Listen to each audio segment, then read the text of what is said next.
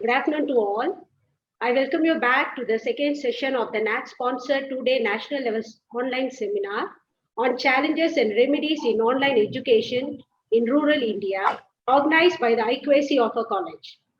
Of course, with the sudden outbreak of COVID-19, everything is found to be shaken. There is a shift in the working dynamics, be it in business, transportation, manufacturing industries, tourism, and especially in the education sectors.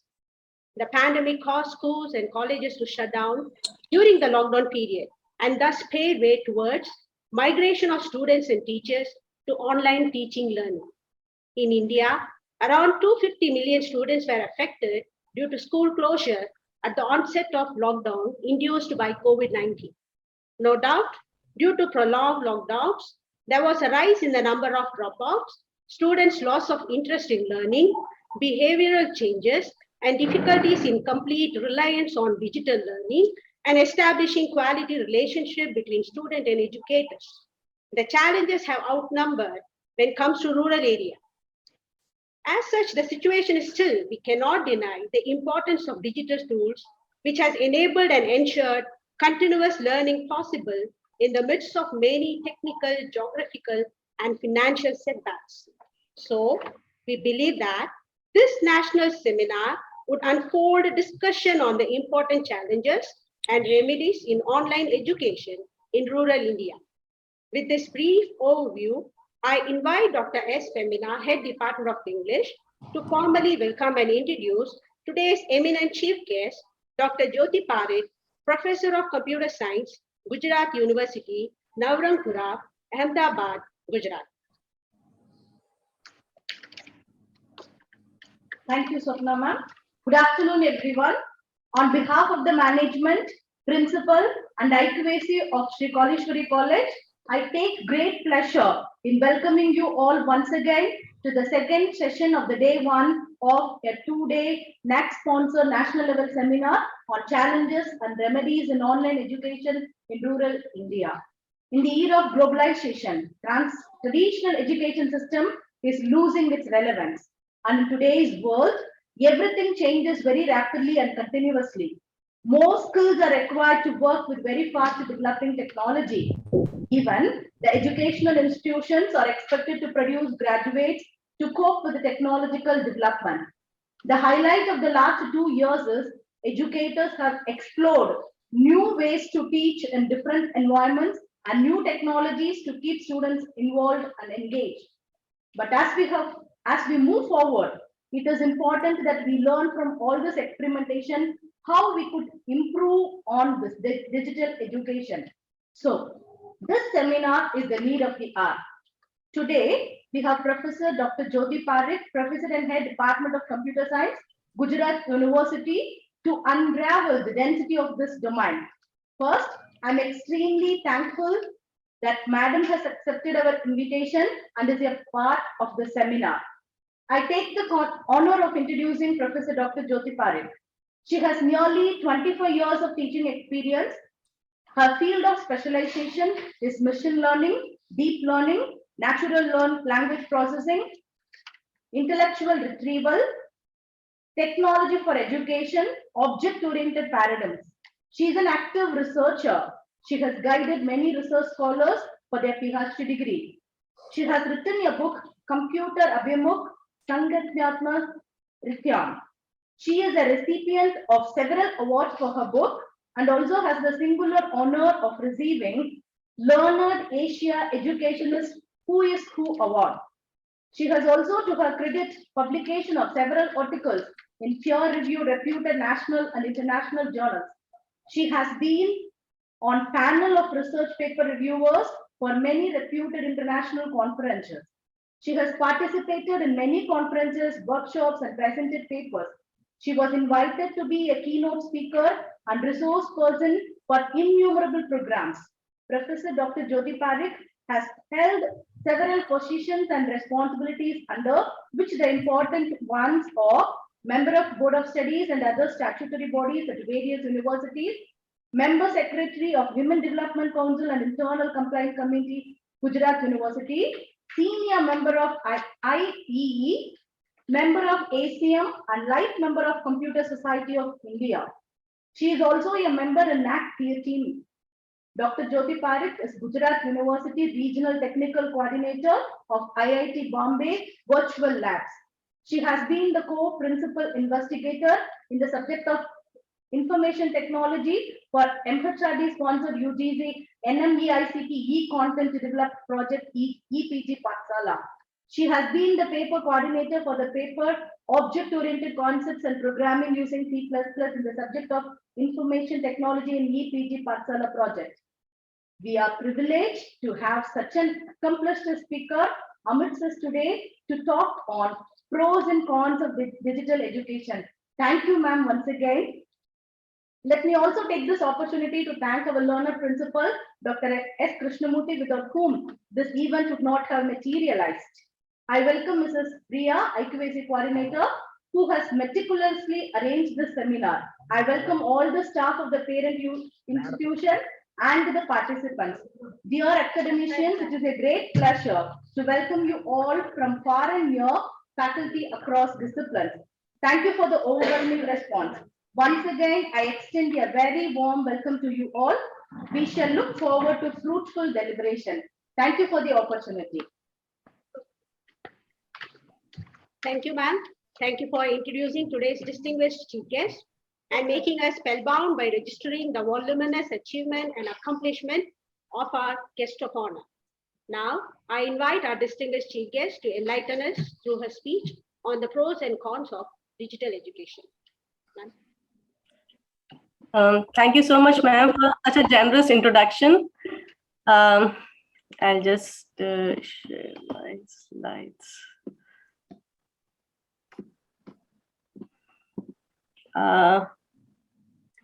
I hope the slides are visible. Yes, ma'am.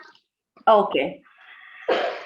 So it is my absolute pleasure to be part of this two-day national seminar on challenges and remedies in online education in rural India, organized by Sri Kaliswari College, Shivakasi, Tamil Nadu, in association with NAC Bangalore. I would like to thank Sri Kalishwari College for inviting me over here and giving me the opportunity to interact with you all esteemed participants. Thank you very much. Technology in education is a subject which is close to my heart. So if you talk of the use of technology in education, it is not new to us. We all have been using PowerPoint presentations, smart boards in our classrooms. We've been using online platforms for teaching through video conferencing. We have been using learning management systems and the other communication forums for effective collaborations between students and the teachers. Excuse me, ma'am. Yes, please. Yes. We can see only the PowerPoint tool, ma'am. Your screen is not in the slideshow. Okay, I'll just try to reshare it. Okay. Let me just try it again.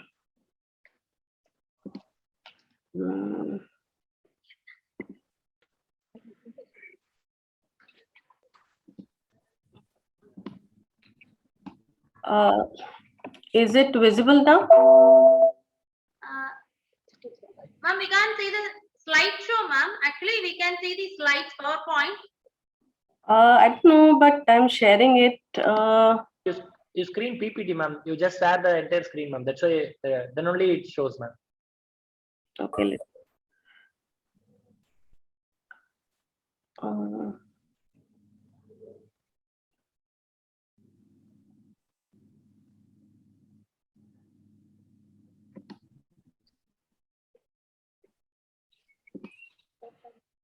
Is it visible now? Yes, ma'am. Yes, ma'am. Yes, ma'am. All right. Okay. And okay, let me just check. But okay, is it moving also? Yes, ma'am. Yes, ma'am. All right. Thank you. All right. So as I said, it's my privilege to be part of this particular seminar, and I would like to college for inviting me over here, so that and giving me the opportunity to interact with the esteemed participants. Thank you so much. And the subject of technology for education is something which is close to my heart. Now, when we talk of use of technology in education, it is not new to us. We have been using PowerPoint, we have been using smart boards in our classrooms. We have been using online platforms for teaching through video conferencing. We have been using learning management system and other communication forums for effective interaction between the teachers and the students. But the use of technology is not limited to enhancing the classroom teaching. It has much greater potential and it can benefit education much beyond that.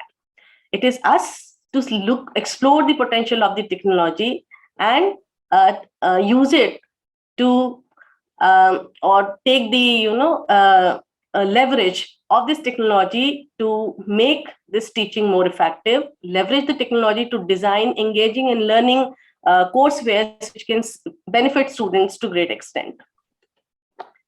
Over the last decade, we as a country also have transformed into information intensive society. We have been using technology in education, but there's growing requirement to further leverage the technology for the education.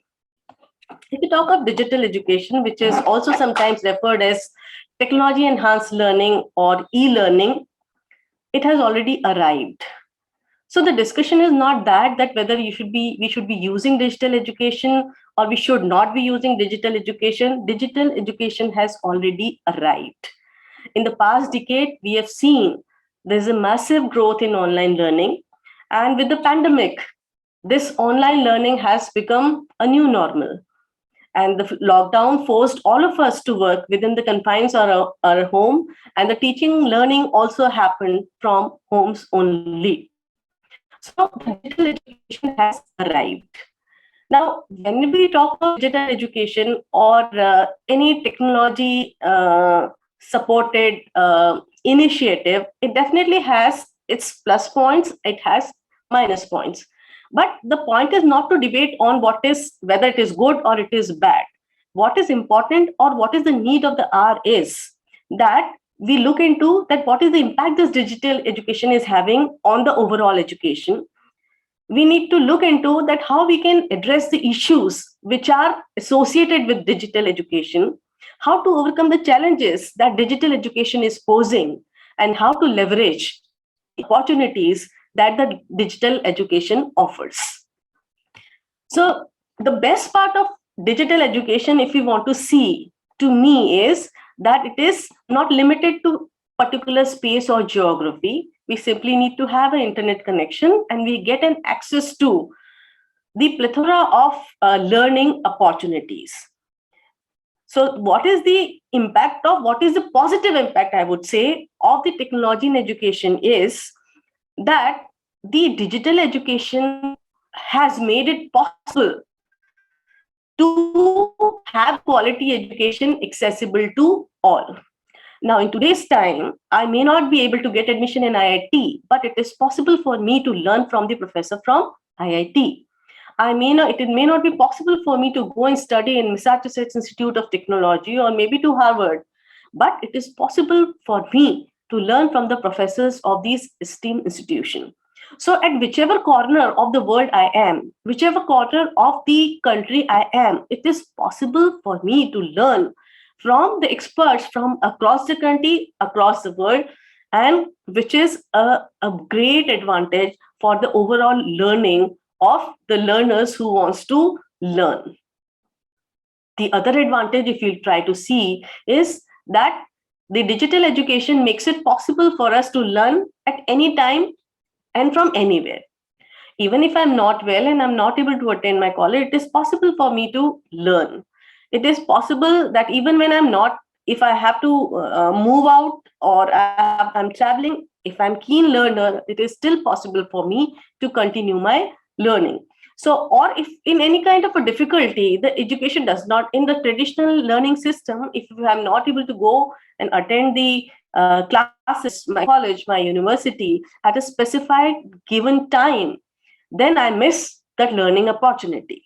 But with the digital education, I don't miss that opportunity. It is possible for me to leverage the digital education initiative at the time of my convenience, and I can learn at the time of my convenience.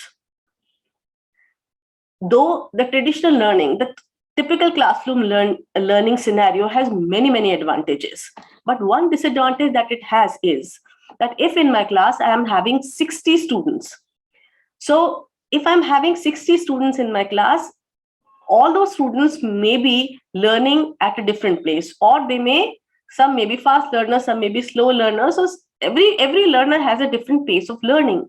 But as a teacher, it is not possible for you to go or to match the pace at which each learner is learning. Now, the digital education gives us the opportunity that the students can get an opportunity to learn on their own pace, which is again a great advantage of digital education. Another great advantage that I see of this digital education is, see, when we talk of this digital education, we not necessarily have to look at it as either or, that either traditional teachings or digital education. We can have a nice blend of traditional education system and the digital education system, so that we are able to leverage the advantage of both. So one advantage what digital education can offer is, which I see, is reinforcement of concepts. When we teach in the class, many a times we try to explain a concept very nicely. Sometimes, this I realized while I was teaching, that when I was seeing my own student performing in a viva and not being able to explain a concept nicely, I used to wonder that this concept I've explained with so much of effort, so much of examples, so clearly in the classroom. Why is it that my student is not able to respond with that much clarity? But with the experience of many years of teaching, I realized that for retain any information over here, for retaining some concept or understanding or learning for longer period, it is very important that the concept must be reinforced. In a traditional classroom teaching, there's a limitation as to how many times you can repeat a specific concept. But unless if the student does not revisit that concept many a times, he or she may not retain it for life. So digital education gives these kind of an opportunities that if it is blended with the classroom teaching, so what he has learned into this, the reinforcement can be taken care by the digital education, and we can have a learning which is much more sound and which is much more robust for the students to learn. Another big advantage of the digital learning is that in the today's fast moving world, we cannot stop learning. Even when we are teaching for 30 years, even today, like in computer science, we have to keep learning. Now, there are many subjects which I did not learn when I was doing my master's or when I was studying, but those subjects I'm teaching at present. Similarly, even when you're working with the industry, every day new technologies, new aspects of development keeps coming in.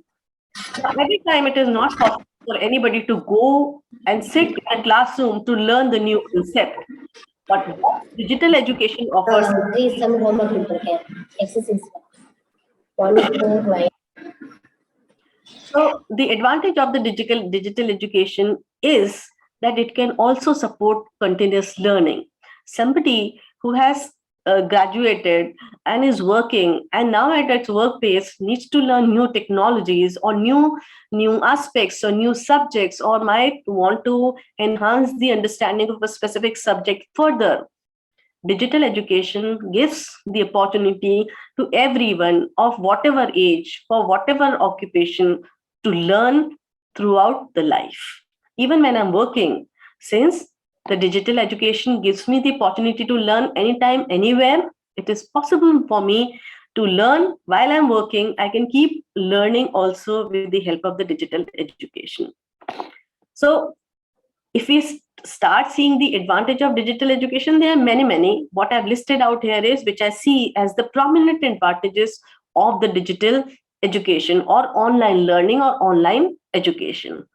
The biggest advantage or biggest opportunity or that we can see with the digital education is that it can help India achieve its goal of 100% literacy. Not just the 100% literacy, it can help achieve the goal of quality education for all. As I move forward, I lay out the number of initiatives that the governments have taken to ensure that the quality education becomes accessible to one and all. And for any country to grow, the inclusive growth is very, very important. It's not just sufficient for a small segment of people to get the quality education and the rest are deprived of that. If we really want to grow, if we want to move further, we need to make efforts and ensure that every single learner, every single child who's sitting at any corner of the country should get an access of quality education. And that is only possible with the help of technology, and the online education and the digital education is the way forward to achieve these goals. It may not be possible for us to have the same level of education happening at every nook and corner, but digital education will make it possible that wherever I'm sitting, whether at my locally I have that every possible expertise available or not, but I do get access to the quality education no matter at which corner of the country that I'm sitting in. So these are extremely important advantages of digital education and are absolutely imperative for the overall growth of the country. But as we say, the technology brings a lot of advantages, but it has its own issues and hazards. But when I'm talking of these issues and hazards, I'm not saying that that should mean these issues and hazards, because of them, we should not look at the digital education or we should not embrace education, but we must look at these issues and disadvantages to understand that what we can do to address those issues and what we can do to overcome the challenges that this technology actually poses. Sorry. Okay.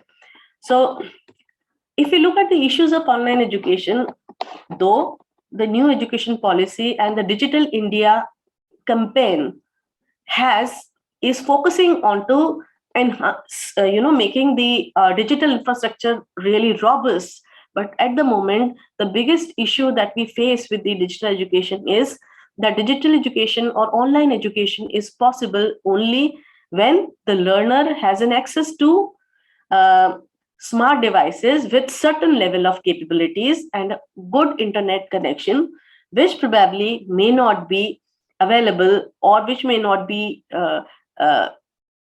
is available to every single learner who wants to learn. So this is one issue. Again, when I'm saying that this is an issue does not mean that digital education is not effective. What does it mean is that there's a compelling need to address this particular issue so that the good education becomes accessible to all. Another issue that is with the online education is that if the student spends large amount of time learning online, then he gets to learn in isolation, and which creates his own problems, and this would hamper the student's ability to socialize. So his socializing skills, and there are many more hazards that are associated with learning in isolation. When a student is going to a school or the college and learning with others, apart from, because education is something very big, education does not really or does not only mean that we should acquire the technical knowledge or the knowledge of a specific subject. So education is not limited to just acquiring technical knowledge or the subject knowledge. Education is something very big. And there are a lot of other things which needs to be learned. And the education system must have an ecosystem wherein the overall learning happens and the learner evolves as an individual which has many skills. It has a technical skills, it has a subject knowledge, but he also has the communication skill, he has the socializing skills, he knows how the time is to be managed there, the values, there are a lot of things which needs to be learned. So those kind of a thing does not really happen with the online education. And of course, there are a lot of health concerns also associated with the digital education. There are some mental health issues which are associated with the digital education, because overuse of digital education, many times it has been seen, the studies have said that results into some mental health issues like depression or low self-esteem, or not being able to, or not developing the capability to network or to socialize. There are physical health issues also, because we are sitting at one place, not even going to the college, not making much movement, constantly looking at the smart devices. So they have the potential physical health issues also associated with this. So what is missing in the online education? The foremost, which I think is missing with the online education, is the value education.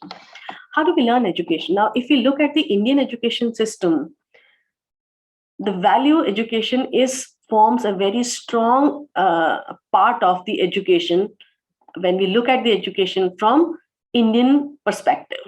And if you look at the new education policy, again, the new education policy has emphasized a lot onto the overall development, which also includes the value education. Value education does not really happen only by just lectures that I tell that these are the values, you should have it. How have we imbibed the values? See, when I was student, when I was learning, when I saw my teacher being very punctual in the class, I've imbibed the value of being, or I've learned the importance of being punctual, and I've imbibed in me that it is always desirable to be punctual. When I've seen my teachers, taking so much efforts in ensuring that the learning happens, they have been helping it out just in academics, outside the academics.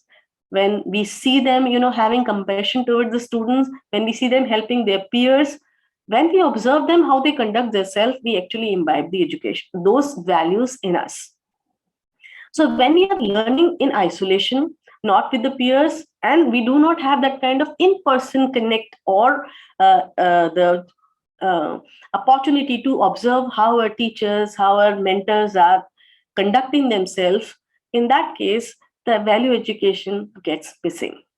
So that's one of the big disadvantage of online education.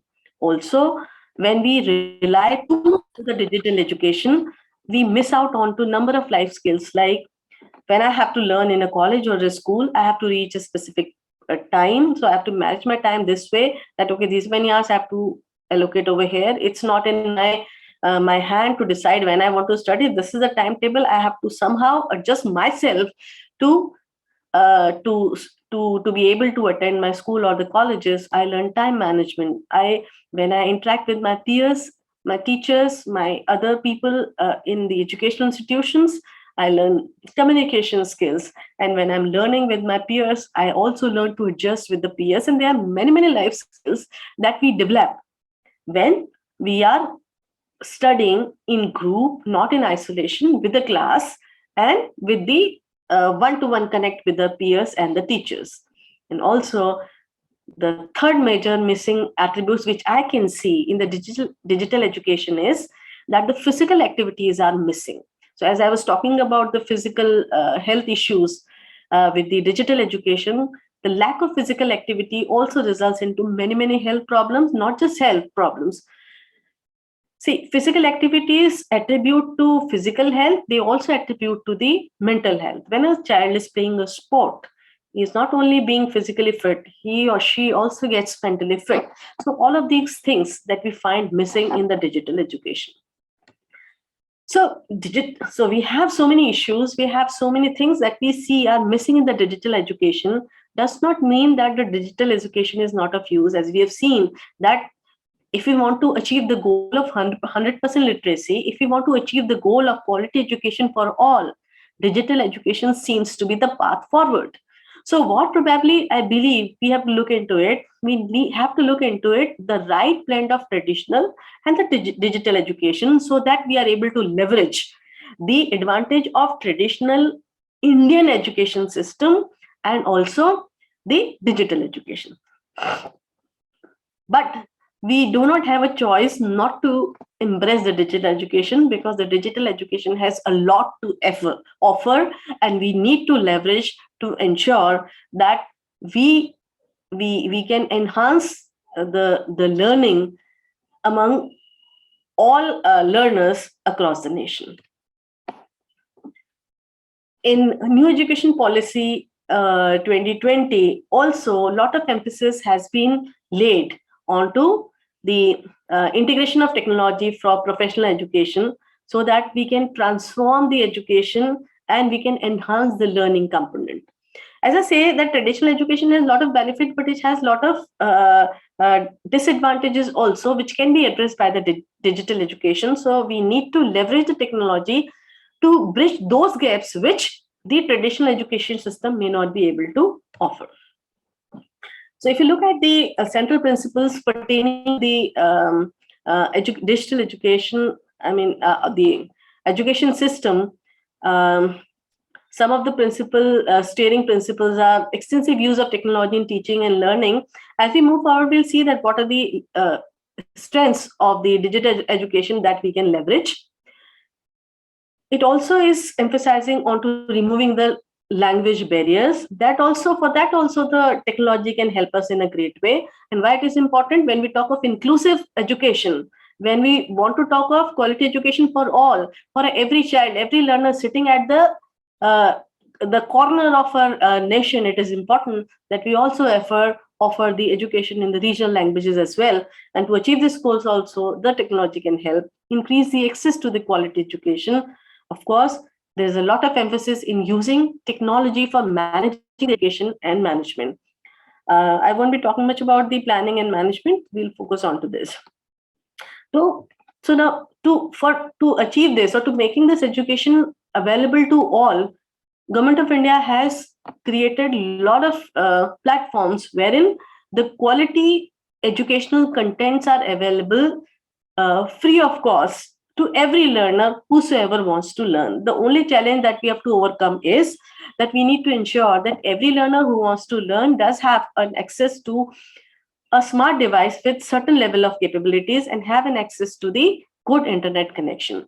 SWAYAM is the platform which gives you the courses from grade 9 to post graduation, and it also offers the courses, certification courses, where the student can even earn the credits.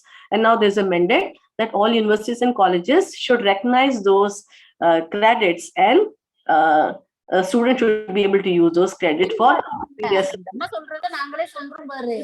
Isha is the platform which is meant for school level courses. eShow Sindhu is a platform which gives us access of journals and the other databases which can be greatly helpful to the researchers. There's a platform called ePG Patsha. There are 70 subjects across all disciplines which offer the e-content in 4 quadrants. And the content has been provided by the experts across the nation, and it is accessible to every single individual free of cost, and they can learn onto this. SWAYAM Prabha, as we know, consists of 34 DTH channels, which also runs the educational programs, which are freely available to the learners. NPTEL is an initiative which was initiated by, of course, it's the government initiated scheme, and which was initiated by IIT Bombay, Delhi, Kanpur, Kharagpur, and all of those educations. And the professors from these IITs have created the content, which is again freely accessible to all. In fact, they also have the certification course, which anybody can go and use it. So this free learning platform provides free access to quality content to all. So even if I'm residing at a very remote place where I do not have an access to a college or the university where I see many or the experts in all possible subjects, still it is possible for me to have an access to the quality education or the content that is being delivered by the experts across the nation. So the expert may not be in my area, but still it is possible for me to take advantage of their expertise and learn from them.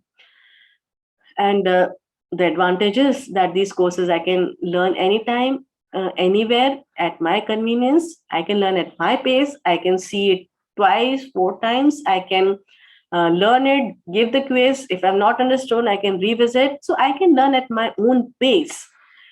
So the learning can be more effective. And they also allow us to have the uninterrupted learning. Even I'm traveling, I can learn. If I'm not well, I can learn. So in all of the circumstances, it is possible for me to continue my learning, not letting it stop. And suppose if it is possible for me to take a break from my education, I need to work, I have some financial strengths, still I can continue my learning using these kinds of the platforms. Not only does these kind of the platform. Now see, technology is only a tool. So just tool does not have the capacity to greatly contribute to the education. Technology is a tool.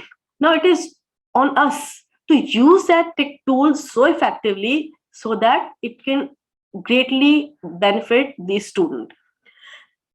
When we talk of the teaching and learning, what we say is that if somebody listens, that's one kind of a learning. But learning by doing makes the learning more effective, more intuitive. We also need to emphasize on the learning pedagogies where we emphasize onto critical thinking, problem solving. It is possible for us to use the technology to create the platforms where we allow the students to solve problems which stimulates critical thinking.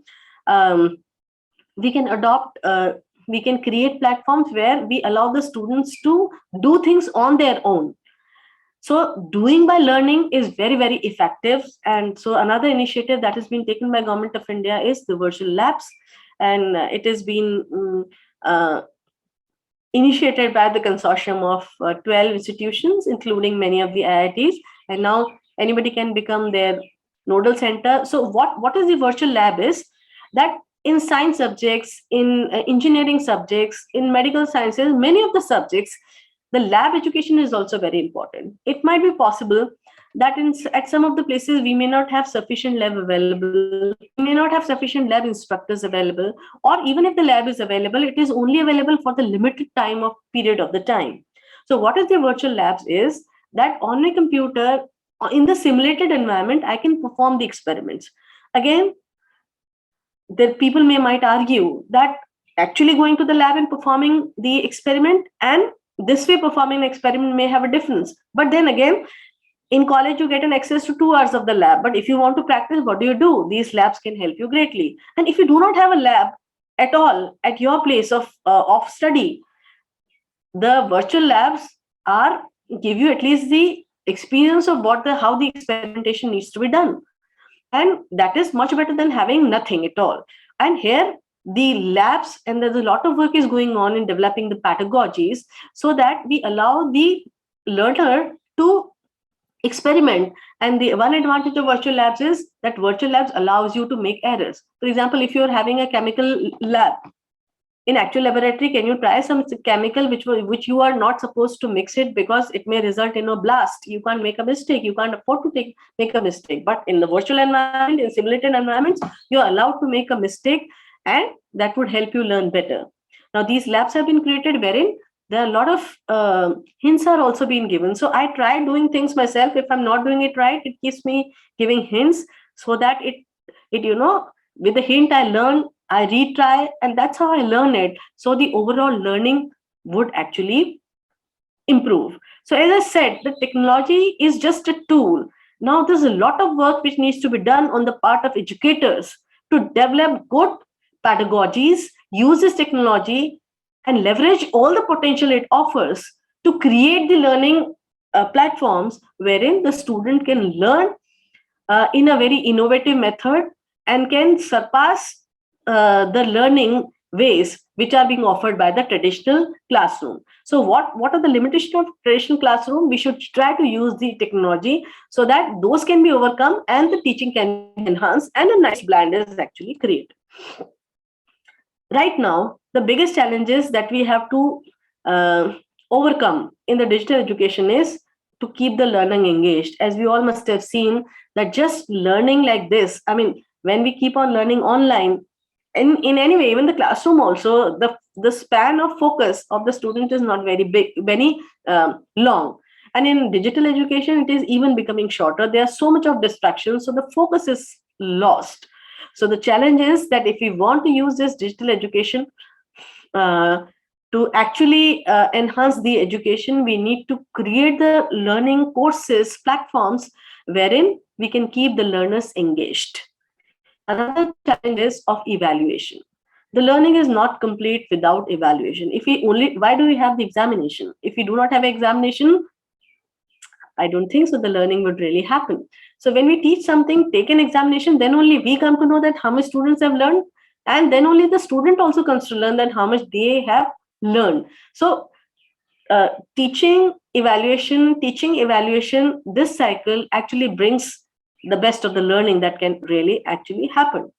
And also we say that personalized learning to some extent can happen in the classroom, but if the classrooms are big, too much personalization may not be possible. But then in digital education, we say we can learn in the on our own pace.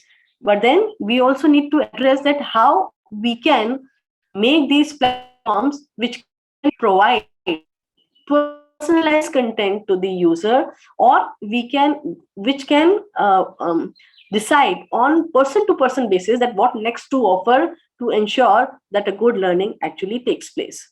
So a lot needs to be done from the educators part to develop good pedagogies, to explore the technology and leverage all the opportunities and the it offers to create learning environments which can make learning very, very meaningful, and we can actually result into great learning from the learner's part. So nowadays, a lot of people are working, a lot of research is going on in the field of how to integrate gamification into learning contents.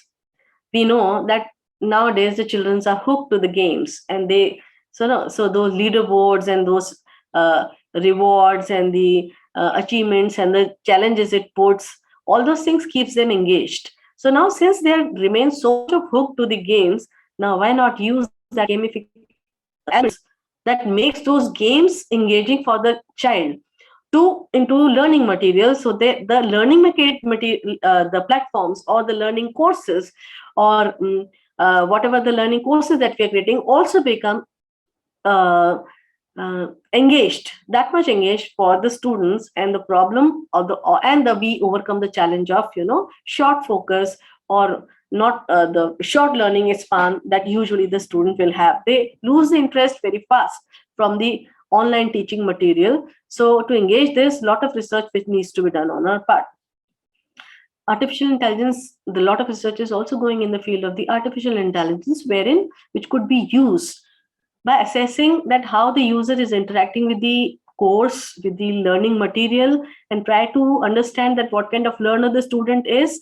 And with this understanding, a more personalized teaching can be given to the user, more personalized content can be given to use, and how the student is performing.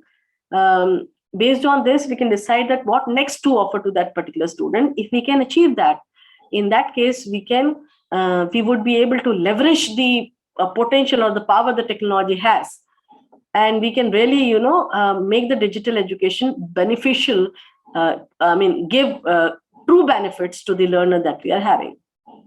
Augmented realities also can help students give the practical experience which cannot be given in the classrooms, maybe to areas where it is not possible for us to give the actual experience to the students of some workshop, or maybe some mine, or maybe some of let's say performing in operations. So all of those kind of exposures can very easily be provided with the help of virtual and augmented reality. So a lot of work is going on to that.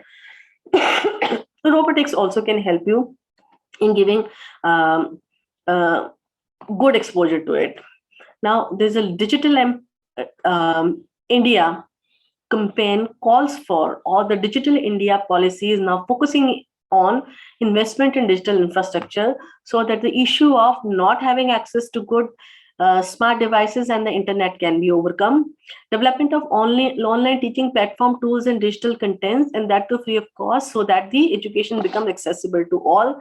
Creation of virtual labs and digital repository where the student can learn by doing, so the learning is for life. Training teachers to become highly quality online content creators. A lot of work is going on in designing effective evaluation mechanisms, which are or automated evaluation mechanism. Because you see, it is easy for us to give the lectures to 1 lakh, but when it comes to evaluation, it is very tough. So technology can help us if we can develop the automated tools of evaluation. In that case, the digital teaching will take a form of somewhat completeness, And teachers, if they can be taken off the burden of, so much of evaluation work, they can probably focus more onto more productive ways of teaching and learning, and the redundant task, the time they spend on these redundant tasks of evaluation can be taken off. But as I said, we need to establish the standard for content, technology, pedagogy, then only the digital education be effective. Because we may create a lot of content, but if they are not quality content, the purpose is defeated. If they are not, outcome oriented, there's no established pedagogy in the place for development of these contents. In that case, we will not be leverage the advantage of digital education to the fullest. So as we know that the education is a very powerful weapon for building the nation, communities, humanity per se, it is time to embrace the technology and to reach the larger audience and facilitate the continuous learning. But as I said, that technology is only a tool. Tool alone is not powerful. Tool can leverage benefits only to that extent when we use it to in a way that it can give the true benefit of learning to happen. And right now, the nation welcomes all with knowledge and wisdoms. And I'm telling, as I am getting the opportunity to talk to the educators and the research scholars, I would like to invite all of you that the nation needs high quality online content creation. It needs virtual labs and digital repositories, designing and implementation of online assessments, establishing the standards for content, technology, and pedagogy. A lot of work has been done, but still a lot more work needs to be done. And you all, having the wisdom, can contribute greatly. And I'll tell you that it will be a great satisfaction, because now this effort of yours will not only benefit the 60 students sitting in front of you, this can benefit a student, every single student which is residing at smallest of the corner of this particular country. And how satisfying it can be if we can use our wisdom and use the power of technology to ensure that the good quality education is access to all. So the competent educators in technology in future is going to play the symbiotic role to improve the existing educational processes and the outcome. And you are also one of the can be the great contributors in the whole process of this educational.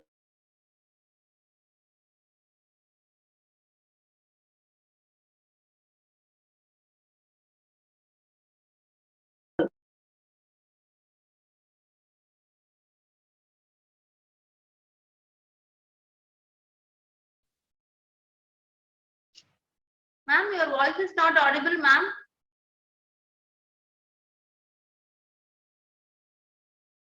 Ma'am?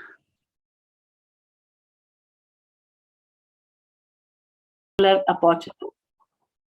So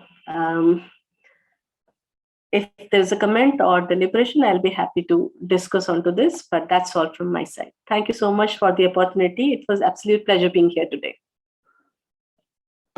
Indeed, we are very benefited. So participants, if you have any question or if you would like to comment, you can do that now. Yes, you are open for the discussion also. If you have any observation or that you want to point out, something which you have with your experience, I'll be happy to note that as well.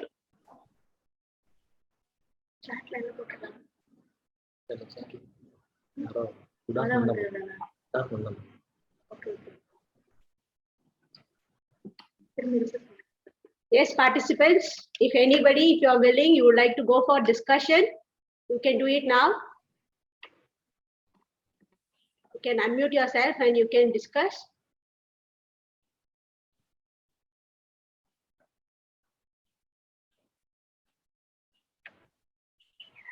You can also comment on whether you agree to certain things which I've spoken or you disagree, because for us also it's we all are learners.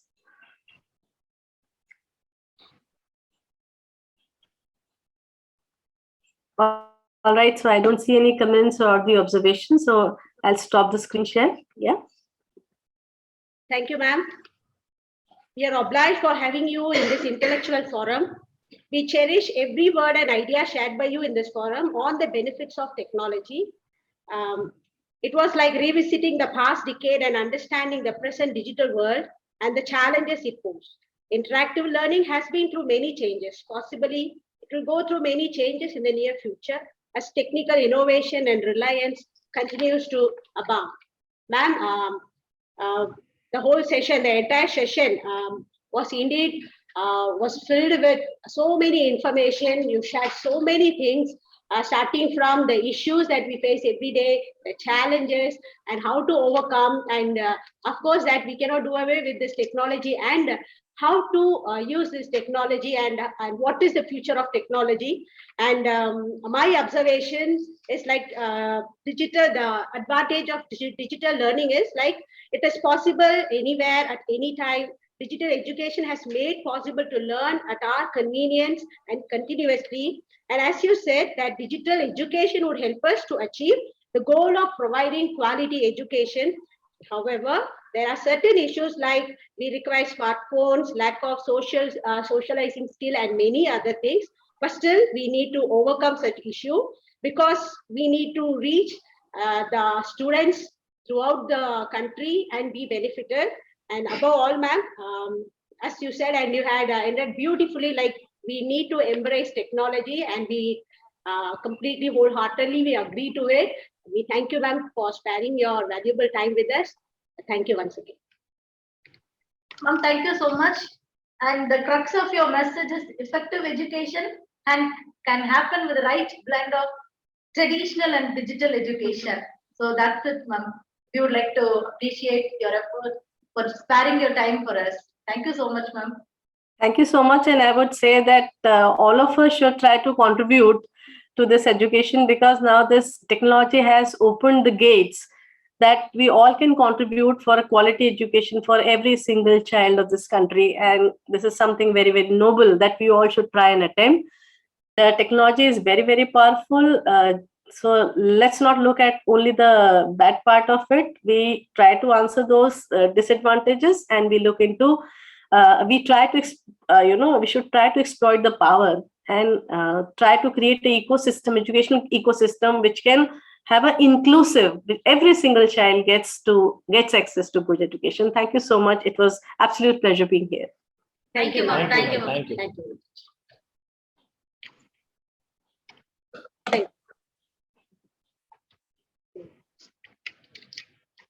So we move forward, and it is for a paper presentation session. The participants, be ready. We have already given you the list, and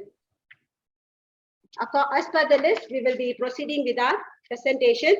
So the first participant, Meenachi Krishnamurthy and Srividya Swaminathan from Bonn Secos Arts and Science College for Women, Assistant Professor. The title is Advantages and Disadvantages of Digital Education. The participant, you can start presenting. First of all, good afternoon to all present here. If it's visible in my screen to everyone. Ma'am, your screen is not visible. No, ma'am, your screen is not visible, ma'am. One second, sir. Okay.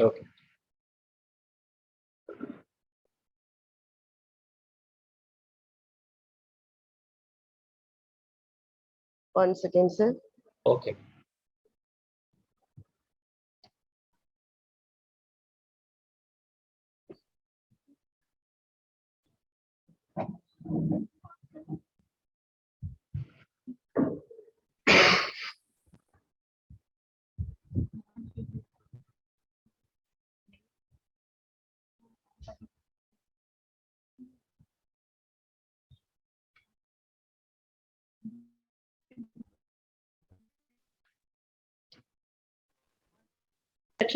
Information. You One ma'am, second. you can use 8 minutes, not more than that. And for the other participants, if suppose you have questions, you can raise hand, or you can even type your question in the chat box, or you can unmute yourself and ask your questions.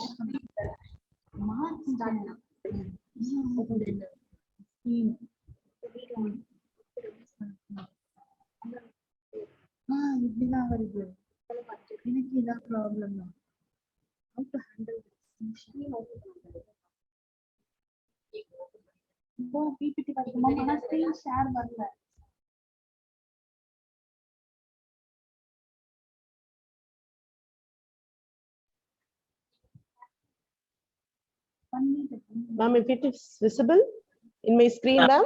Yes, ma'am. Now only it's visible, ma'am. Oh, okay. Sorry for the delay once again. Okay, ma'am. Once again, sorry to the delay.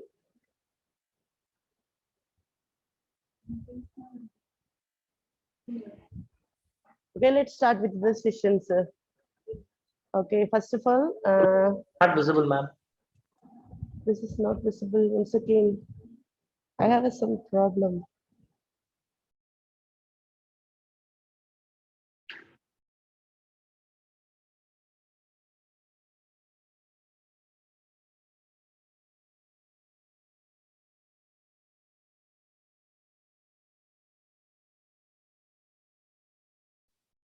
Yes, ma'am. It's visible, ma'am.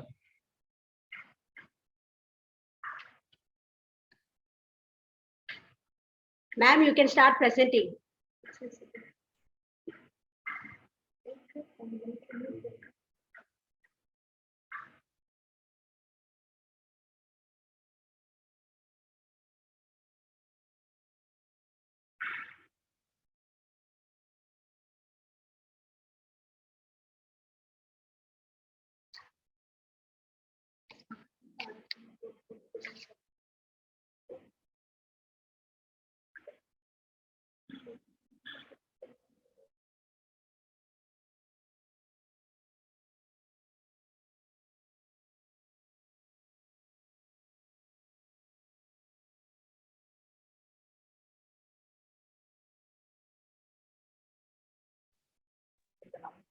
Ma'am, I think your mute. Your mic is on mute, ma'am. Okay, sorry. Sorry, sir. Okay, ma'am. We all know about the digital education, teaching and learning in and outside the classroom through the using computers or internet. Already we all know about. In this present era, the technology mediated learning method has extended to the wide ranging reputation from the educational standpoint. And then digital education is the computer-based education. We all know about, but it had a dedicatedly, and then it is student jogged and collaborative of learning. Then it serves the learning and teaching techniques through all the electronic form. The number of educational institutes in the developing countries are still using the old and then orthodox method of learning. Since the several institutes have started the amalgamation learning, still a lot of them follow the traditional procedure. In the every field of life is critically affected with this pandemic situation. In this status, quadrupled the education system across the world and forced to the educational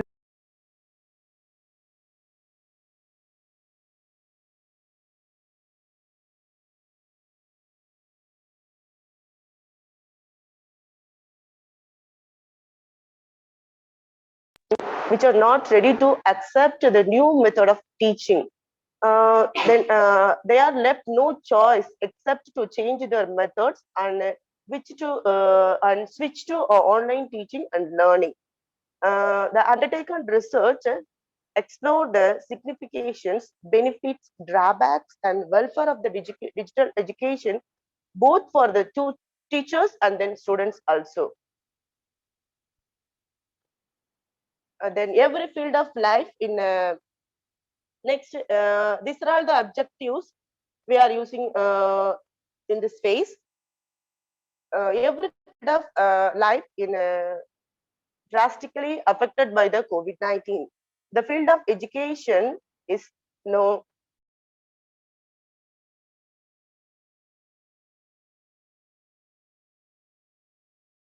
education is emerged. It introduced a unique, new and different education and wisdom of atmosphere for together teachers and then students also. To make the successful to this field, different set of skills are needed. Then accurate the intellectual research and evaluation skills are important because the student have access to comprehensive range of information from a diversity of cases to start through. And in online courses, the student are expected to learn in the same as they do in a classroom. But there is a higher instance of COVID-19 has turned to the economic of the world, whole world education sector has also been pretentious. This pandemic has closed all educational institutes temporarily. The educational sector is undertaking to find the options to deal with the challenging situation. This environment make us realize the academic institution should make this scenario to the plan. Then only we should sure to the digital education. It gives the both merit and demerit also. It said that the online mode of learning is easy, accessible, and can even reach to rural and remote areas. Then also it gives additional advantages that student can learn anytime and anywhere.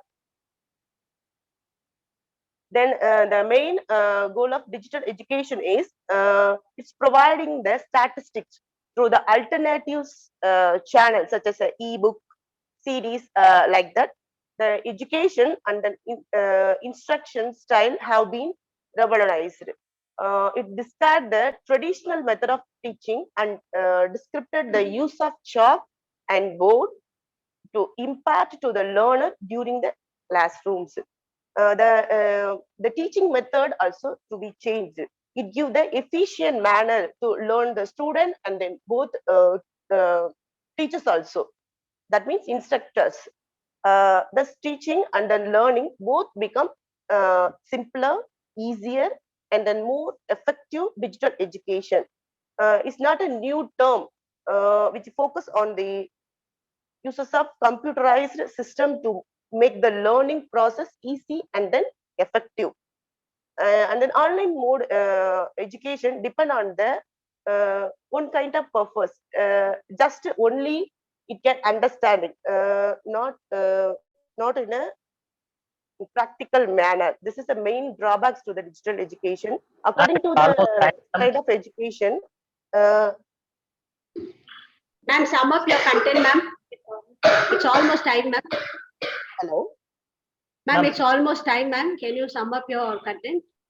Okay, okay. Okay, ma'am.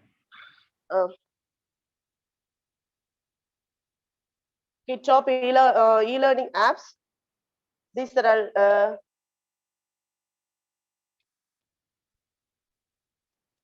This is a top e-learning app. We have nowadays we have to use kind of apps in digital learning. And then next we are go to the benefits of learning.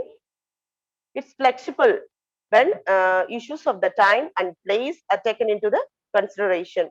Then it is very efficiency to get the knowledge and qualification by ease of access to the huge amount of information. Then it is full of cost effective. Then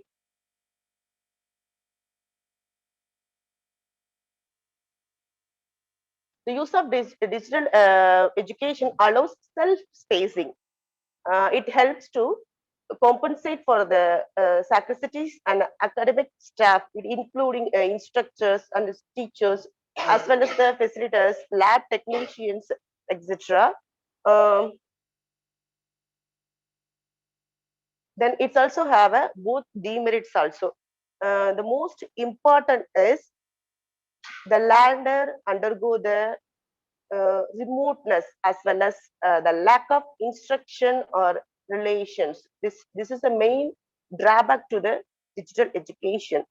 The students does not have to manage the time and then order to efficient manner. He can't be able to handle in that situation. Then since the test or assessments in the e-learning are possible done with the use of proxy, it will be difficult, if not impossible, to control or regulate bad activities like cheating, right? Then digital education may also probably used misled to privacy and plagiarism, inadequate Ma'am, to selection. sum up, ma'am. It's time, ma'am. Could you sum up? Okay. Let's I go to the conclusion. Yes, ma'am.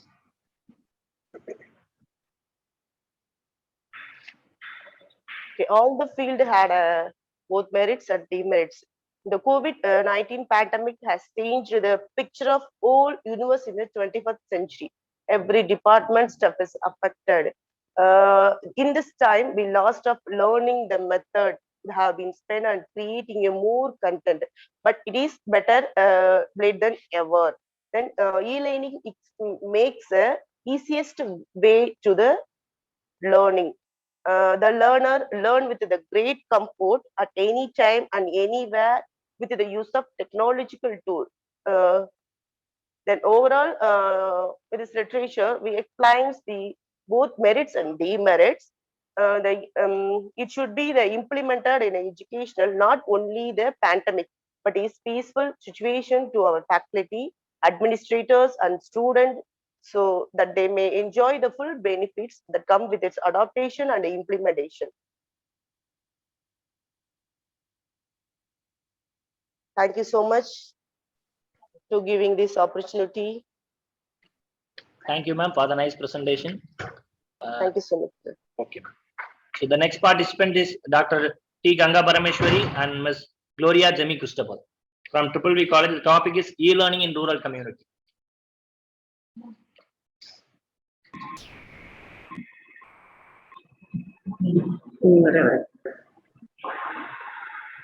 Very good afternoon to one and all present here. Good afternoon. Let me share my screen first. Yes, ma'am.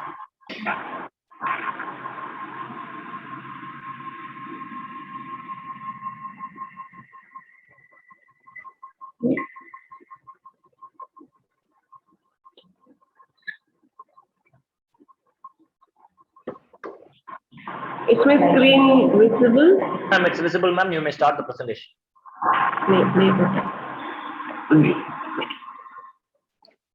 Yeah, actually, it's a combined paper.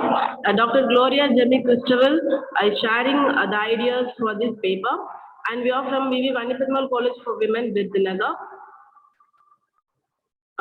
Actually, much has been talked about the e-learning and all kind of things, but the topic of the seminar is e-learning for the rural India, and thereby I want to emphasize here that though it has got many advantages, so it's a very good platform for sharing and exchanging ideas globally.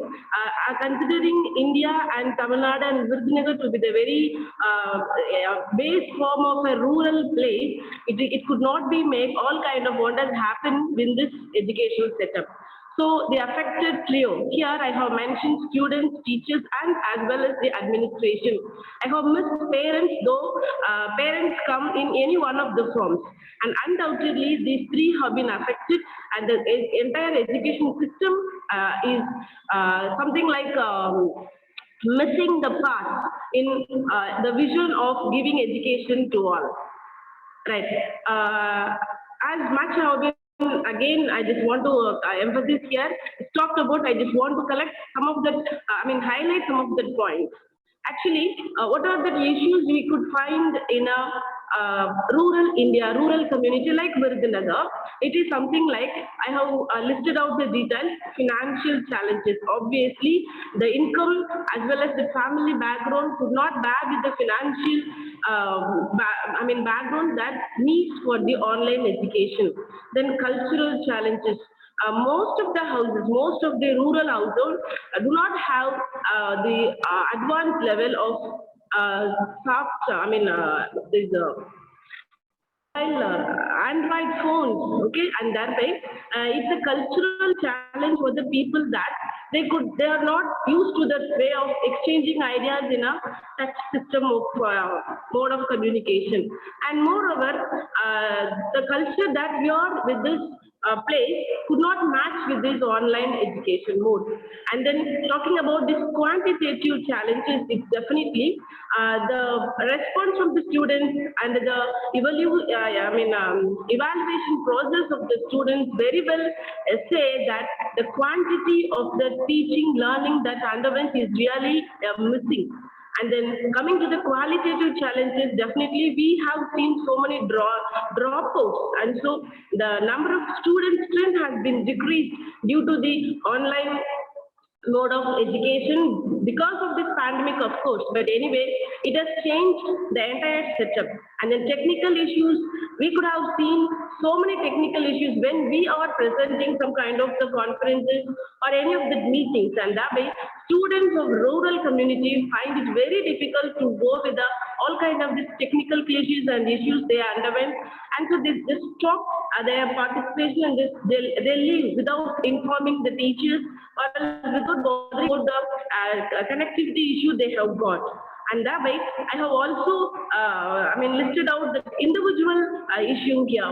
Adaptability is the greatest thing that students fail to accept and undergo, because it's entirely different, because they has been mixed together, and that way it's very much the student community, they have been affected, because 9 a.m. is something like 5 a.m. for students, and that way adopting to the online mode is something like opening their eyes and switch on their phones and attending classes without going for even domestic duties. That is the adaptability that rural people or most of the students undergo here. Then computer literacy, definitely people have been talking about advancement of the tools and all kind of things we are using for exchange of ideas. But talking about rural community people, they do not know how to scan their answer scripts, and then how to name it as a PDF file, and then how to send it effectively in order to submit their answer scripts. Okay, and so computer literacy is something missing in the students of rural community. Time management is definitely a next difficult task, because most of the students, they just do all kind of these odd jobs that they have not been used to, and that way they once again come back, and it's difficult for them to manage the time, because they could not know that hour of the time they must spend before that mobile. Then e-learning is purely self-paced and self-motivated, and it is lacking for the students of rural community, because they do not know how to motivate themselves, and there are so many distractions students face when all of a sudden a mobile phone with all kind of these connections network and all kind of these unwanted things are simply flashing on their screen. They definitely get too much of distraction. Barriers to e-learning. Here I want to I want to focus only on the highlights. As self-learning is something which rural community students have not been having any kind of experience, it's definitely a drawback, and that way it could consider to be a barrier for them to learn all kind of these online education mode. Then no face-to-face interaction is a happy feel for the students, because they don't need to answer. Right? It's very difficult for the teachers to get answers from the rural community. Time. Yeah. It's time. Yeah, I'll finish. Okay. And then lack of flexibility, definitely all kind of complex skills could never be dealt with this online mode of education. And teachers are also with not much educated with all kind of this advanced technology. Students are mere participants, they don't present their ideas. Health issues, there are so many health issues people face, both teaching community as well as student communities. And that way, what I want to how to approach this kind of thing is that we need to build a learning culture. Though we are in the pandemic for continuous 3 years, we have not built a learning culture among the teachers as well as the students. And then many of us are not used to all kind of friendly learning management system is the greatest drawback. And then following up of the students with all kind of things is also a mistake. Then again, the result is that curriculum has not been revised. I'll finish.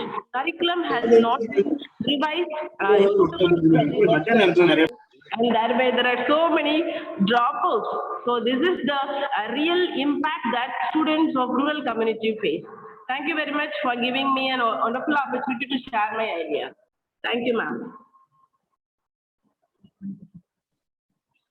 Thank you, ma'am. It was really a vibrant presentation and we could feel very concerned about it. Thank you, ma'am. It's a nice presentation. We'll move on to the next presenter. Putra from Bond Survey Seekers College of Government, Tanjavur. The title is Advantages and Disadvantages of Digital Education.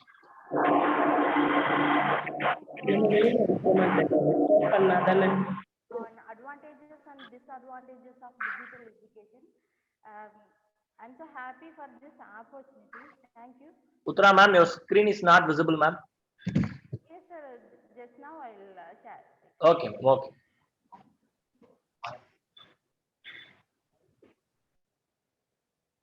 Is the screen visible, sir? Ma'am, your voice is very less. Am I audible, sir? Yes, ma'am. Now it's okay. Yeah, okay. Okay. While presenting the screen, I can't unmute my video, sir. Sorry for the inconvenience.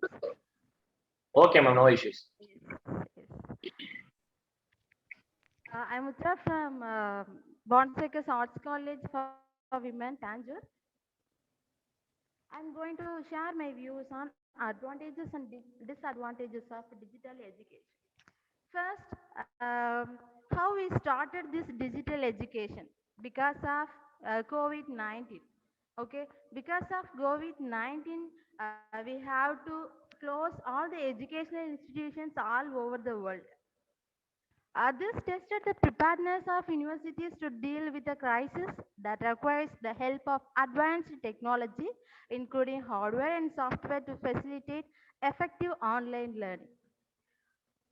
This is the reason for the universities to deal with some changes that needs the help of advanced technology, including software and hardware. Such kinds of new ways speeded the improvement of the digital education environment. Hence, learning would not be interrupted. Nowadays, many institutions have more interest in how to provide content online, engages students, and conduct assessments. One of the most often used term is pandemic. This term only introduces the new way of learning through online learning tools. Digital education Digital education might be totally new to all the institutions, but those institutions have to adopt this new transformation in the educational system. Digital education is now applicable not only to learn academics, but it also helps to learn extracurricular activities for students. The demand for digital education has increased significantly, and it will continue doing so in the future. Digital education has its own set of advantages and disadvantages. Understanding these advantages and disadvantages will help teachers and the students or the institutions in delivering the lessons with creative strategies.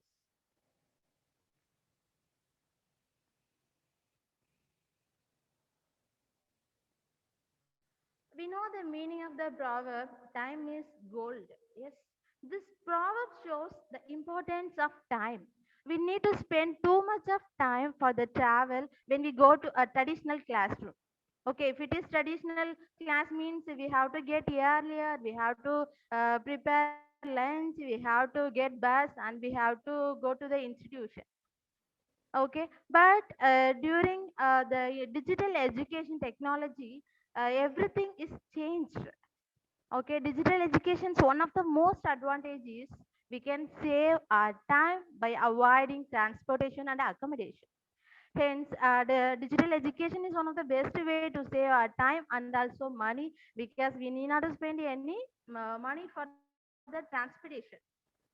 Students can attend or schedule their online courses in their convenient time, maybe in the morning, afternoon, evening, whenever it is. Okay, digital education is the best way to avoid the payment for the transportation and the food we eat while traveling. Not only students can save money and time in digital education, many educational institutions can save money and time through this setup because institution need not to use physical classrooms, labs, etc. Online classes are cost effective because it totally eliminates the cost of maintaining the physical location. Institutions stopped investing money in maintaining large areas of their physical properties and started investing in online tools, which were way less expensive. It reduces worries immediately as the huge amount of money is saved and can be invested in giving better education.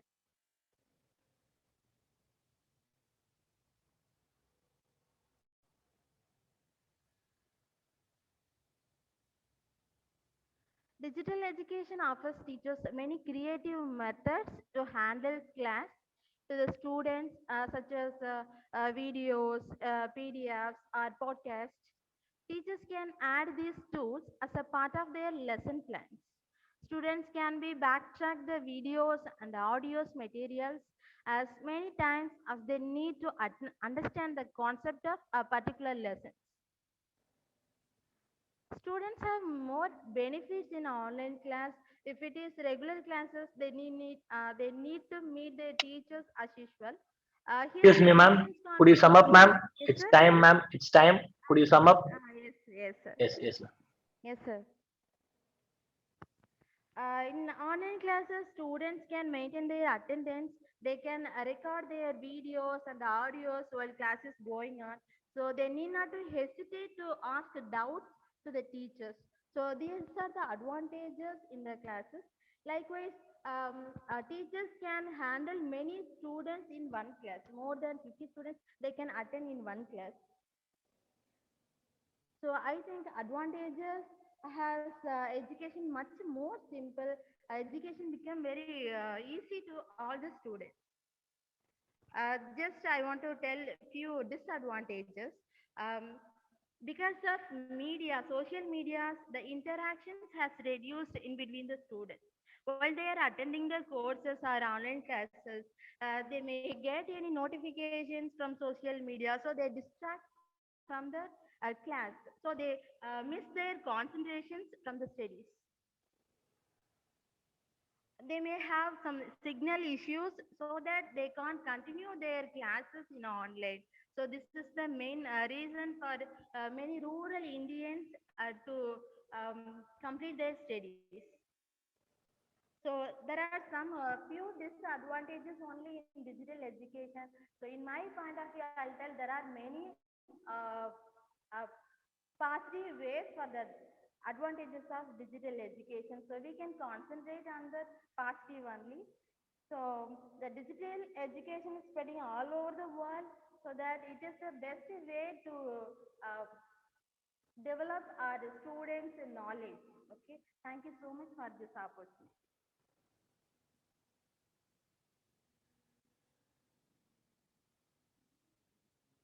Thank you, ma'am. Thank you, Uttara, ma'am. Your thoughts are very pleasant and very informative. We will move on to the next presenter.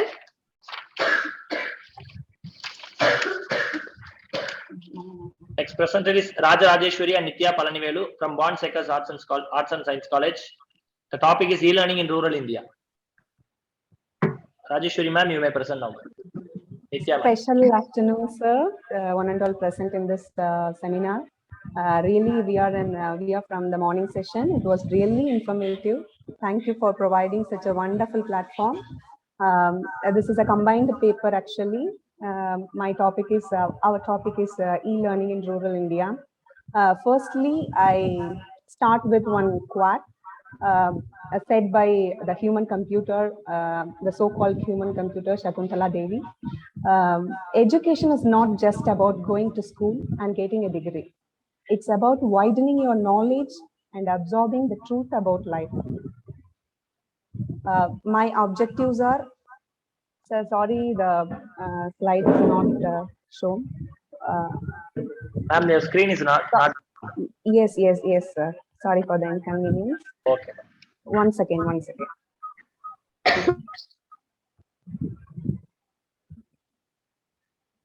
1 second.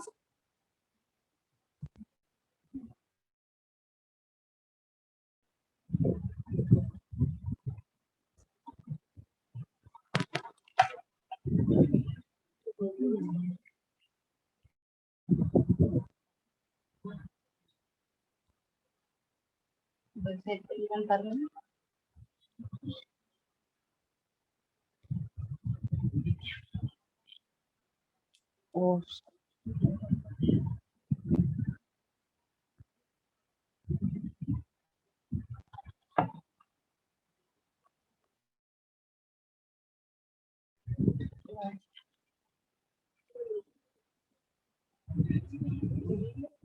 document.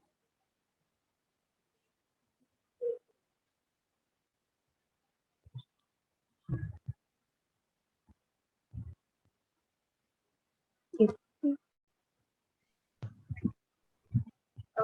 Nitya ma'am, 1 second, 1 second, 1 second. if you have trouble with your PPT, you can just simply share your views or your findings.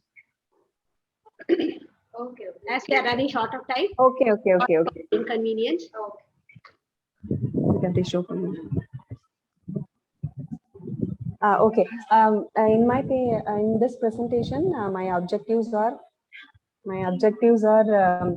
concept of e-learning and about asynchronous learning platform and use of e-learning platform during COVID-19, list of free e-learning platforms and some proven online tools.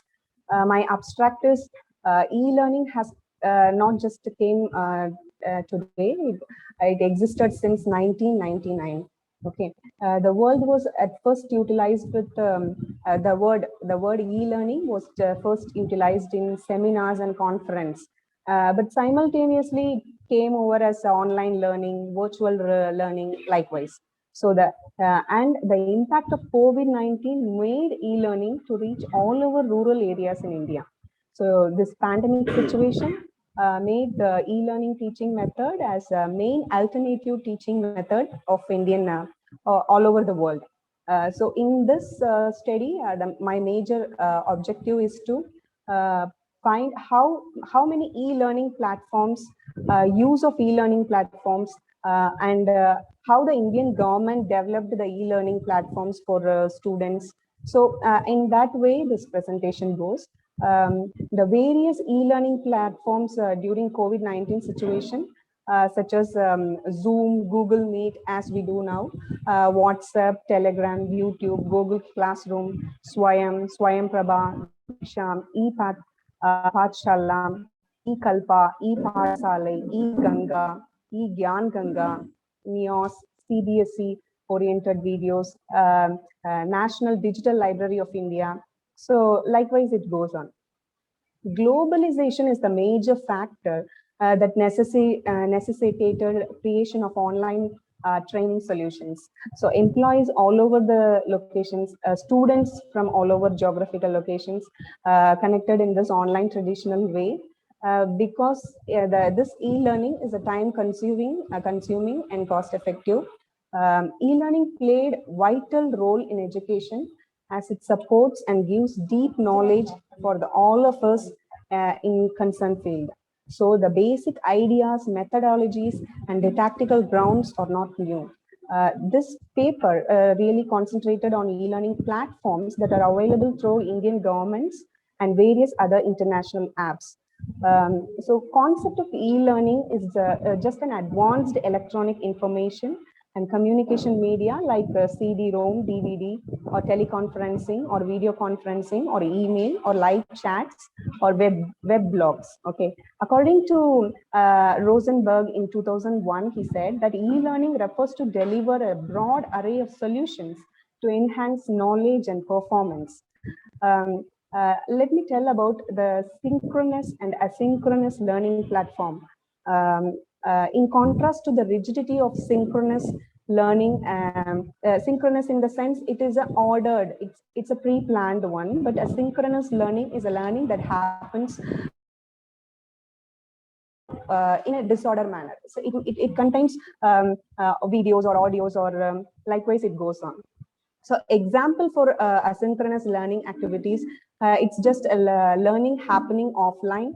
And when a student registers for an independent study course, that seems to be asynchronous. So another example is when a teacher assigns a book report or research project that allows students to choose their own path when completing it. So asynchronous learning has several advantages over synchronous learning. Synchronous learning is defined as an offline,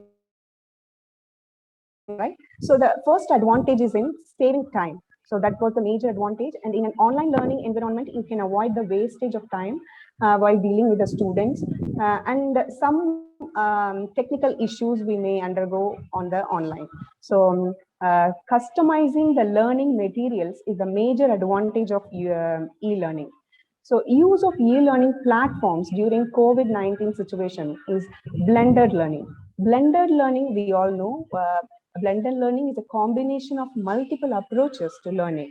While a teacher is, as it is given in the image, while the teacher is handling the classroom using the online materials, that seems to be blended learning. Ma'am, excuse me. Could you okay, put your presentation, ma'am? It's time. Okay. Okay. So let me tell about the top e-learning platforms. This is the major objective of my paper presentation. Top e-learning platforms are Swayam, Diksha, e-Shodh Sindhu, e-PG Pathshala, Swayam Prabha, and NPTEL. So these are the major platforms that are provided by our Indian government. That includes platform, learning platform, and most advantage for the e-learning materials. Diksha is a National Council of Educational Research and Training Institute. It is provided by. So these all comes under Ministry of Human Resource Development. So this also comes under National Mission on Education through ICT. So these and all are the major e-learning platforms that are provided by our Indian government. So some of the highlights I have represented.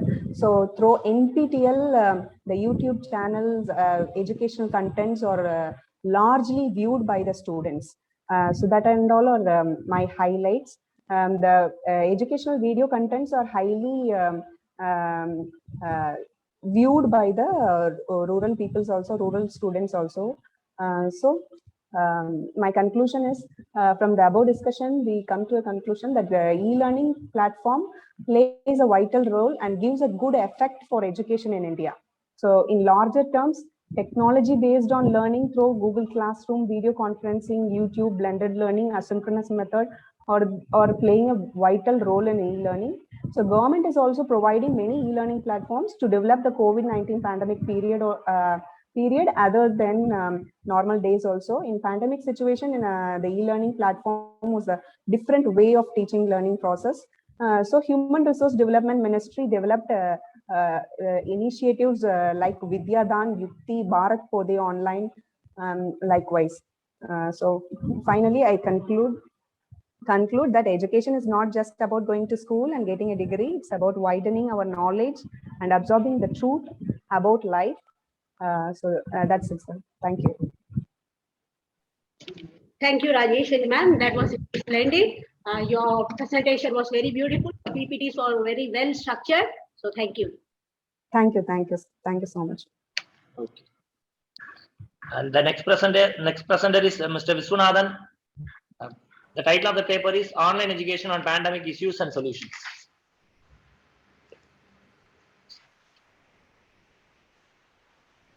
Viswanathan, sir.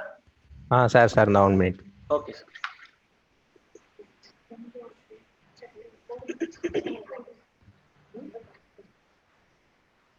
Within 4 minutes. Okay, sir. Okay. So my paper topic is online education on pandemic issues and solutions. So kindly open your video, sir. You may start your video, please. Sir, you cannot start your video because host has stopped it. Wait a minute, sir. Okay, sir. No issues. You may continue. Okay. So this COVID-19 pandemic pushes many people's life into a big tragedy. Due to this pandemic, various sectors gets affected. Among these various sectors, education sector is mostly affected because one of the country's development is mainly focused on the quality of education only. So education, it is an effective tool which is used to transform the informations into knowledge, and also it will helpful to share our to develop the education. To develop the education, already India has implemented the Right to Education Act. The main purpose under this act enforces the compulsory education for the children who are all in age 6 to 14.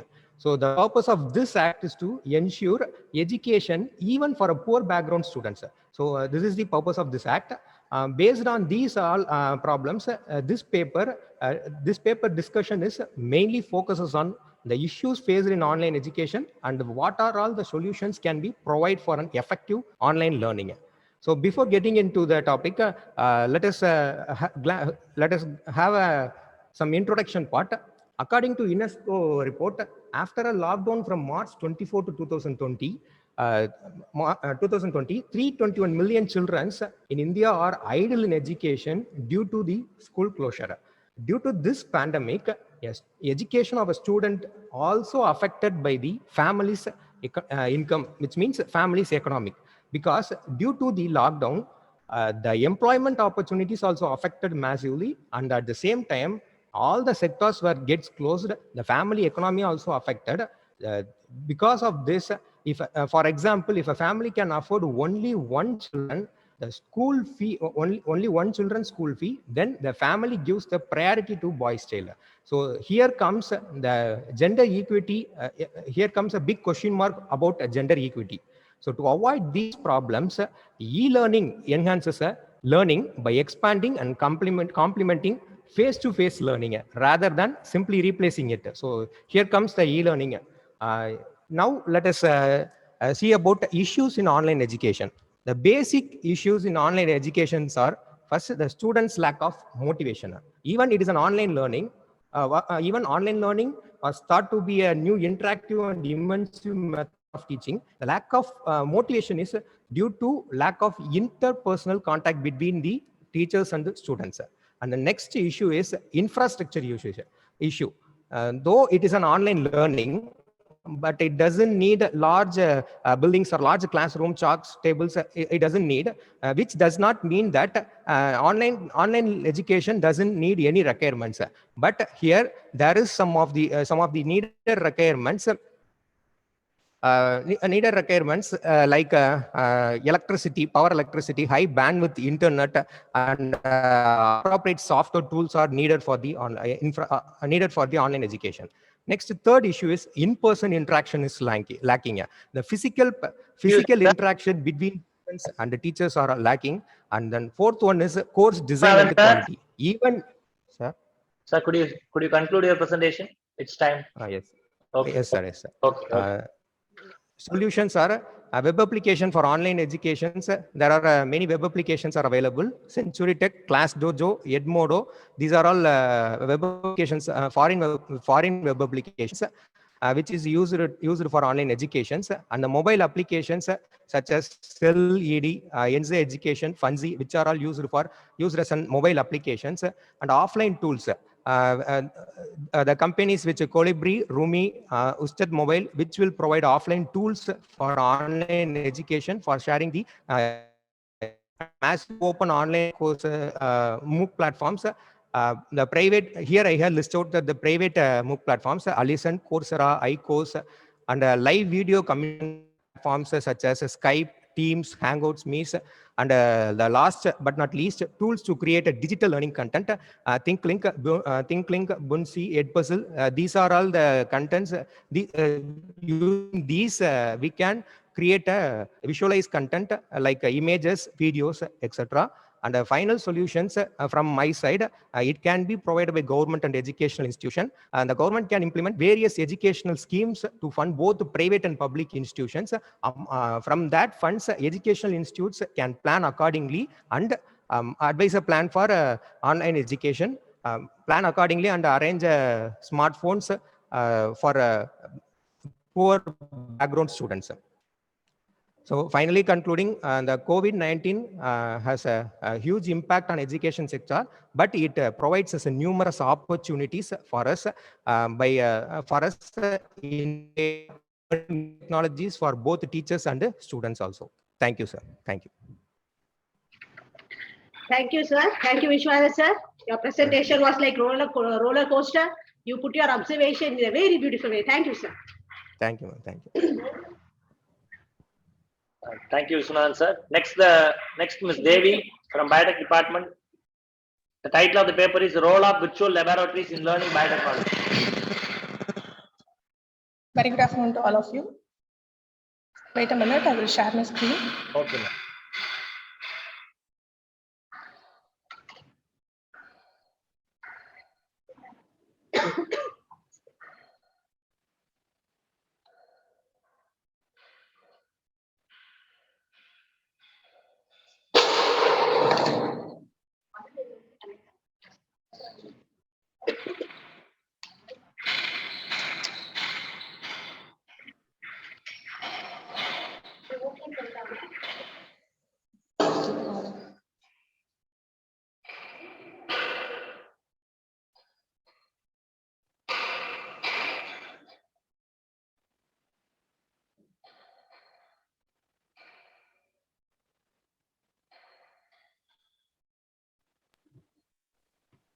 Ma'am, if your PPT is not working, if it doesn't support, you can simply present, ma'am.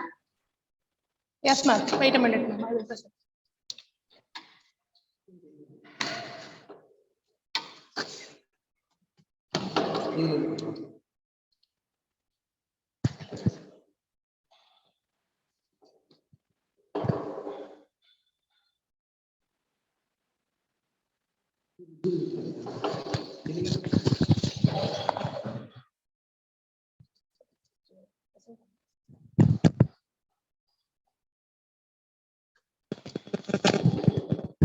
Sorry for the inconvenience. I will start my presentation just by the video itself. Very good afternoon to all of you. My topic is role of virtual laboratories in learning biotechnology. The main objective of my presentation is understand the benefits and challenges in virtual learning of biotechnology, understand the disadvantages of virtual labs. So I would like to share some advantages of online education here. So usually online educations are very convenient and flexible because we can access it from anywhere in the world, and it brings the education to your home. It promotes the lifelong learning, and it also connects you to the world. It has very wide openings. So now I come to my area of research, that is biotechnology. So biotechnology is technology that utilizes the biological system. Living organisms are part of this to develop or create the different products. For enhanced education at the level of university course, such as those in biology or biotechnology, one of the key elements is the need of time and expertise to allow the students to familiarize the laboratory techniques in par with the regular theory. So there is a need for some lab skills for the biotechnologist. They are analytical skills, communication skills, critical thinking skills, observational skills, technical skills, and soft skills. So these skills must be gained by the biotechnology student to fulfill their course and their future. So nowadays, online education limits the students in giving all the skills. Hence, virtual labs will be helpful for the students to understand the basic principles and methodologies for all the kind of laboratory experiments. So virtual lab provides the remote access to simulation-based labs and virtual discipline of science to enthuse students to conduct experiments by arousing their curiosity. This would help them in learning basic and advanced concepts through remote experimentation. To provide a complete learning management system around the virtual labs, where the students can avail the various tools for learning, including the additional web sources, video lectures, and animated demonstrations and self-evaluation. To run the hands-on training laboratories, one could need no space or equipment or staff. So virtual laboratories can help reduce the total cost and still complement physical presence. The laboratory classes are essential in biology as they help learners acquire skills and understand physical phenomena in depth. So virtual laboratories used for cognitive load, skill development, motivation, and application variety of educational settings in biology, biotechnology, and chemistry. The basic idea of virtual lab is they encouraging the students to join hands with the internet and gain the laboratory skills through the virtual demonstration. So I would like to share the important website which is giving the virtual labs to the students is www.vlab.co.in, which is run by the Ministry of Education, Government of India, under the National Mission on Education through Information Devi and ma'am, Communication. excuse me, Devi ma'am. Ma'am, Yes, please, ma'am. please conclude your finding, ma'am, with 1 or 2 seconds, ma'am. We are running short of time. Can you? Okay. Okay, ma'am. Yes, ma'am. Yes, ma'am. So Ministry of Education provides so many websites regarding this virtual lab. One of the best I would like to share is Click and Clone. So Click and Clone is usually cloning is the very major experiment which is done in biotechnology. But just by clicking the mouse buttons, we can clone the animals in internet very easily. So this is the one I would like to suggest. And there is some comparative studies between the physical labs and virtual labs. Physical labs are cost. They need some cost implements, but virtual labs they don't need. But the availability and the experience wise, physical labs will be best. But the virtual labs will be the second best because it helps the students to explore to the experiments lively, even though from their home. In the same way, they also have some disadvantages. They are unable to have hands-on trainings. They lack some instrumentation handling skills, lack of time management and teamwork, the less chances for result observation and interpretation. So this is my conclusion. The non-traditional technology-based exercise enrich the laboratory learning experience and increase student interest and satisfactions. Virtual laboratory experiences reinforce the critical thinking skills and understanding of the scientific method. So getting a laptop or mobile phone with the internet connection is still an unfulfilled dream for rural India. So virtual labs will be helpful in some part of the India. It is not helpful. So thank you for this opportunity. Thank you, ma'am. That was nice presentation. Next to presenters, a kind information. Due to lack of time, please conclude your findings within 2 minutes. Thank you. The next presenter is Ms. Purkudi. The title is Problems and Solutions for Online Education of Rural India. You may present, ma'am. Yes, thank you, sir. Yes. Okay. My topic is problems and solutions for online education of rural India. So in this topic, a lot of problems are handled by the students because online education is making a lot of problems. I think the main problem is internet because internet connection is fully changed. Their network connections and their studying is very vast because they are playing many places. So this is main problems in rural education, rural places. A lot of students are not going to a lot of students going to the works because they are not attend the classes. So it was the main problems. Some of the solutions I will give because yes, first solution is in Indian government gave lot of internet connections and some other okay. Challenges of online education is first one point is lack of motivation in students, infrastructural problems, digital literacy and technical issues, lack of in-person interaction, and many points are given. The solution is first one is yes. Introducing multimedia teaching tools, Digi Equala project, e-learning tablets, book donations, volunteer programs, and the case study project.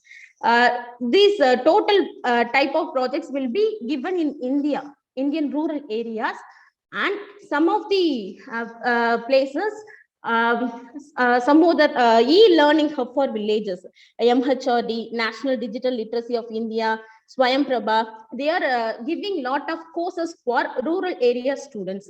And now only in 2019, IIM Kozhikode to launch e-learning hub and library for villages in Mavur district.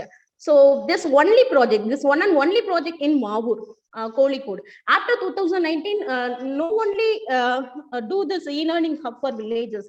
So now other Indian government and Tamil Nadu government and all other governments do this hub, some other centers, they will some other education to rural students, giving free internet, laptops, books, and some other schools going to the houses and giving education. So this is best point.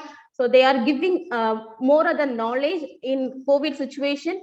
We will some other solutions, e-learning, not only e-learning hub for villages. We find more other points we will give to the rural students. It was very intelligent students will become, because 2019 to 2022. Ma'am, yes, yes, sir. Ma'am, could you conclude your presentation? Yes, sir. Yes, sir. 19 to 2022, lot of students not going to the interview. They are giving you are the COVID situation students. So these problems we will do something, some other solutions for it. That thank you.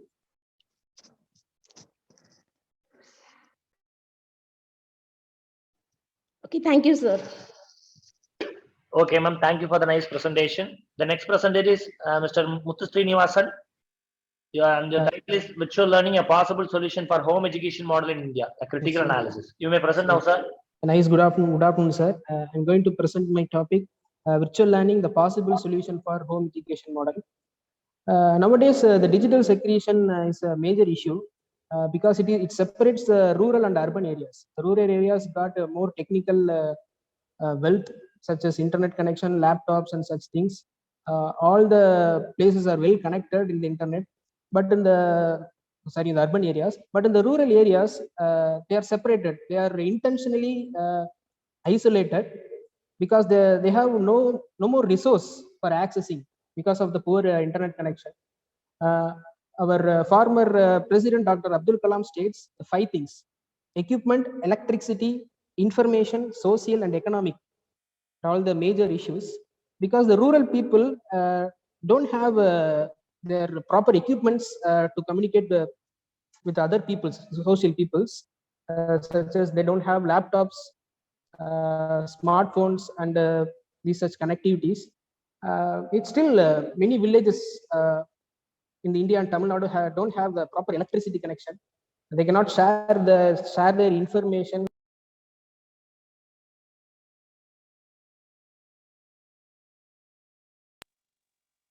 Have lack of the social communication and the economic strength. Many of the village my objective of my paper is the vocational training. In the traditional chalk and talk type of education is not enough for them to develop their knowledge. We must provide the rural people with the vocational training along with the e-learning and the digitalization purpose. We have to bring the education to their livelihood. If a particular person is located in a village, means we can develop their agriculture related things.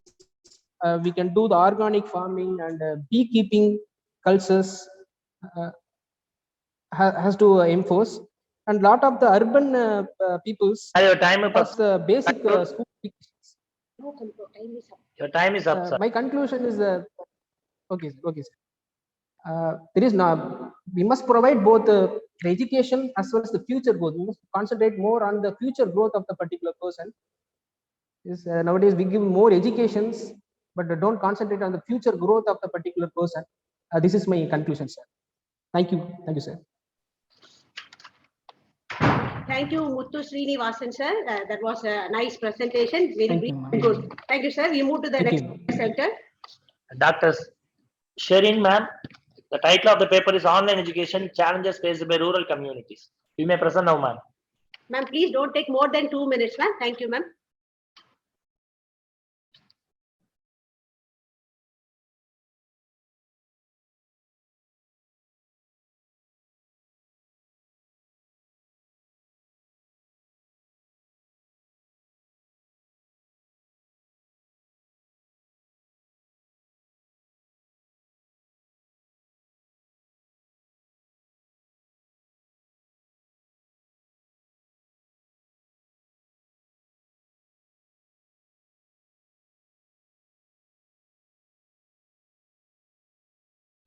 Ma'am, I think your mic is on mute, ma'am. It's not audible.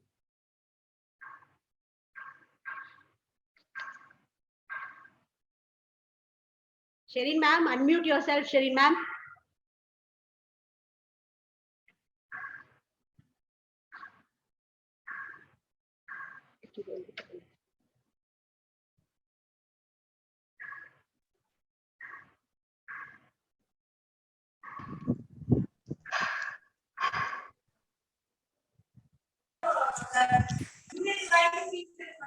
Good evening, everyone. Hello, ma'am. Yes, Can ma'am. you Yes, hear ma'am. me? Yes, ma'am. Yes, Okay, sir. audible. Okay, sir. You may continue. Okay. Good evening, and I am here to share few words about the online education, that is challenges faced by rural communities. First of all, in order to engulf ourselves, education is very essential. For that, now what is education?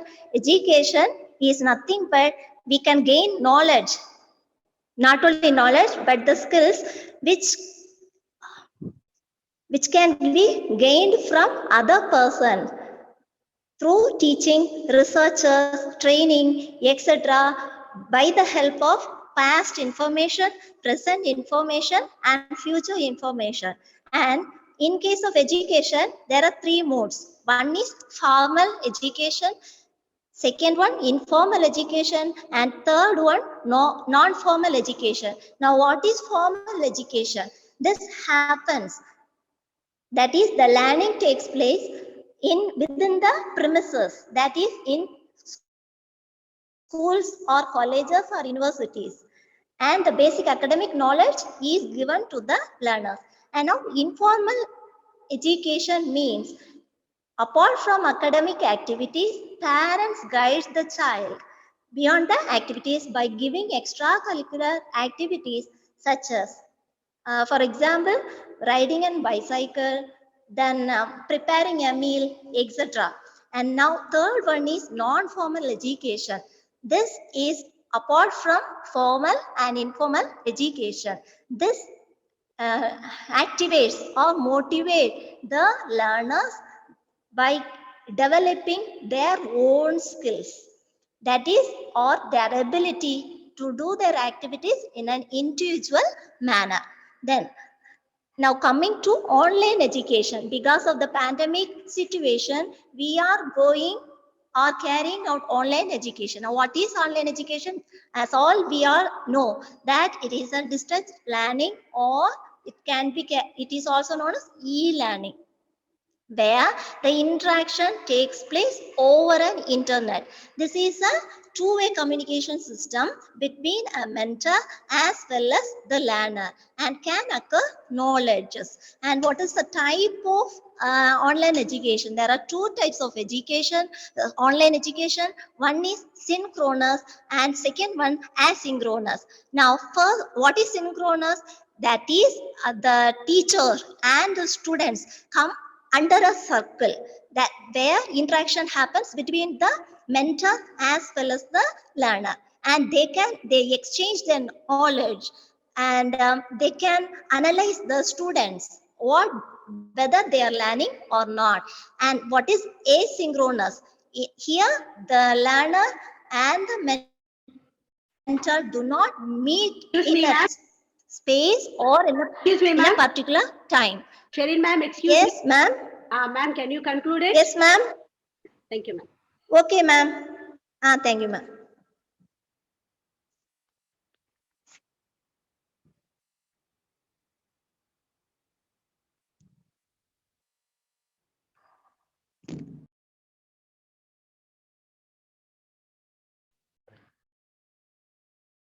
The next presentation is Sri Manimegalai.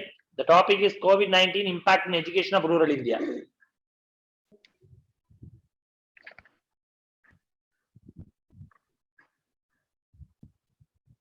Ms. Manimegalai, ma'am. Yes, sir. I'm ready, sir. Okay, ma'am.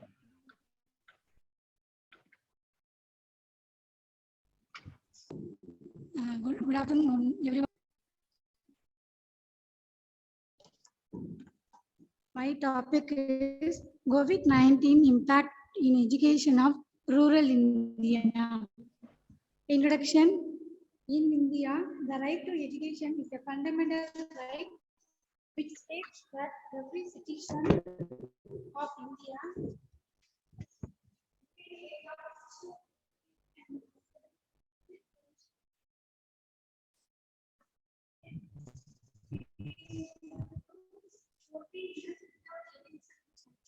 but the reality is far different from this.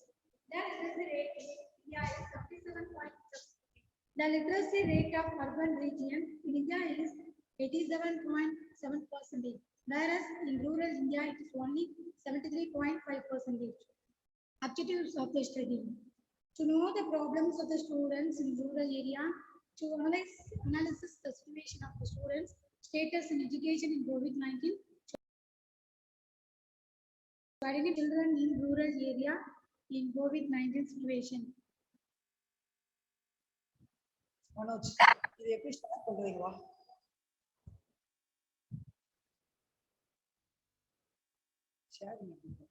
The problems related to education in rural India are lack of availability of resources, lack of awareness of education importance, lack of less availability of schools, digital dividend, financial condition.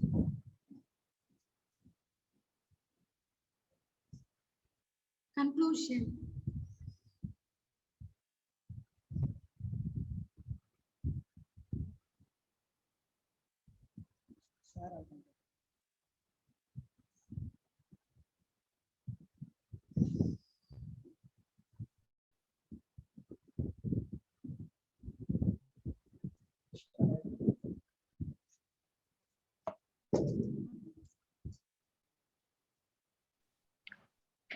Thank you, ma'am, for the nice presentation. The next presentation is Ms. Soumya, and the topic is advantages and disadvantages of digital education.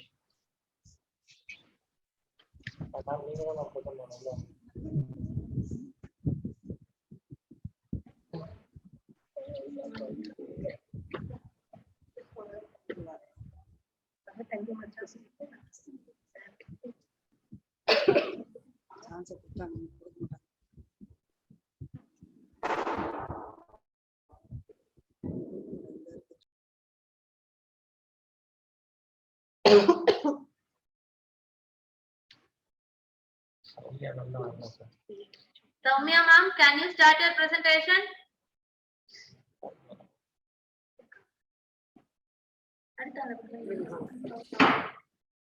We'll move to the next. Am I audible, ma'am? Yes, ma'am. Yes, ma'am. You may present now, ma'am. Okay, sir. Okay, sir.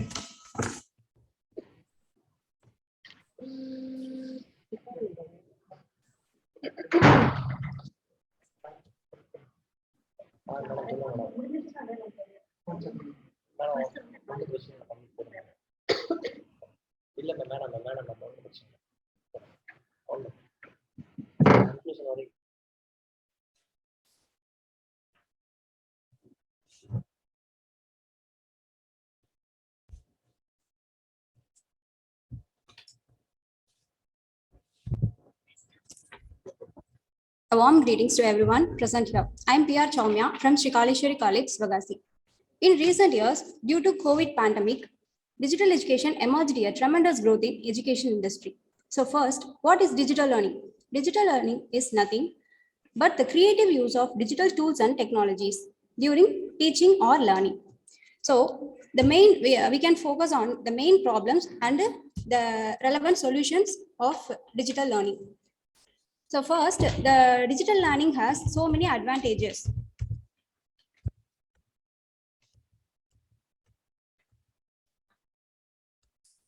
So many advantages like it's much convenient and it's flexible to everyone and etc. So first, the first thing is it is more convenient to the students than classroom education. The students can access their classes from anywhere, anytime. The chance of missing classes due to illness or any other issues is rare here. Next thing is it is more flexible than the traditional learning.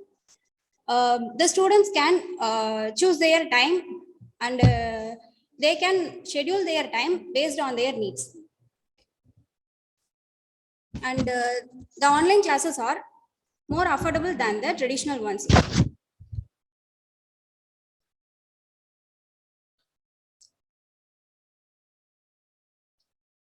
Most of the online classes are cheaper than the traditional ones. And while attending online classes, the students can learn how to use the latest technologies and they can become tech savvy. Though there are so many advantages in online learning, there are some disadvantages too. So first thing is the students may feel a sense of isolation. Students who are introvert in nature hesitate to participate in group discussions and group activities. And next thing is the students are in online classes, the students are attending their classes and exams, both classes and exams from their home. So there is a chance of cheating during the exams and they may skip their classes too. Some technical issues may arise while online learning because of poor internet connection. And most of the students are using on social media nowadays, so they may lose concentration on from the education and they may focus on those entertainment things. And another disadvantage is students may lack so many socializing. Soumya ma'am, could you conclude your presentation, ma'am? Yes, sir. Thank you, sir. Okay, ma'am. So let me conclude that in my point of view, there are so many disadvantages. There are a lot of students who learn so many things in an easier way through online education. So thank you, sir. Thank you. Thank you, ma'am. You focus on the key element powerfully, ma'am. Thank you for your presentation. We move to the next presenter. The next presenter is Mr. K. Marishwaran, and the topic is influences of digital classrooms on rural education in India. Yeah, good evening, sir.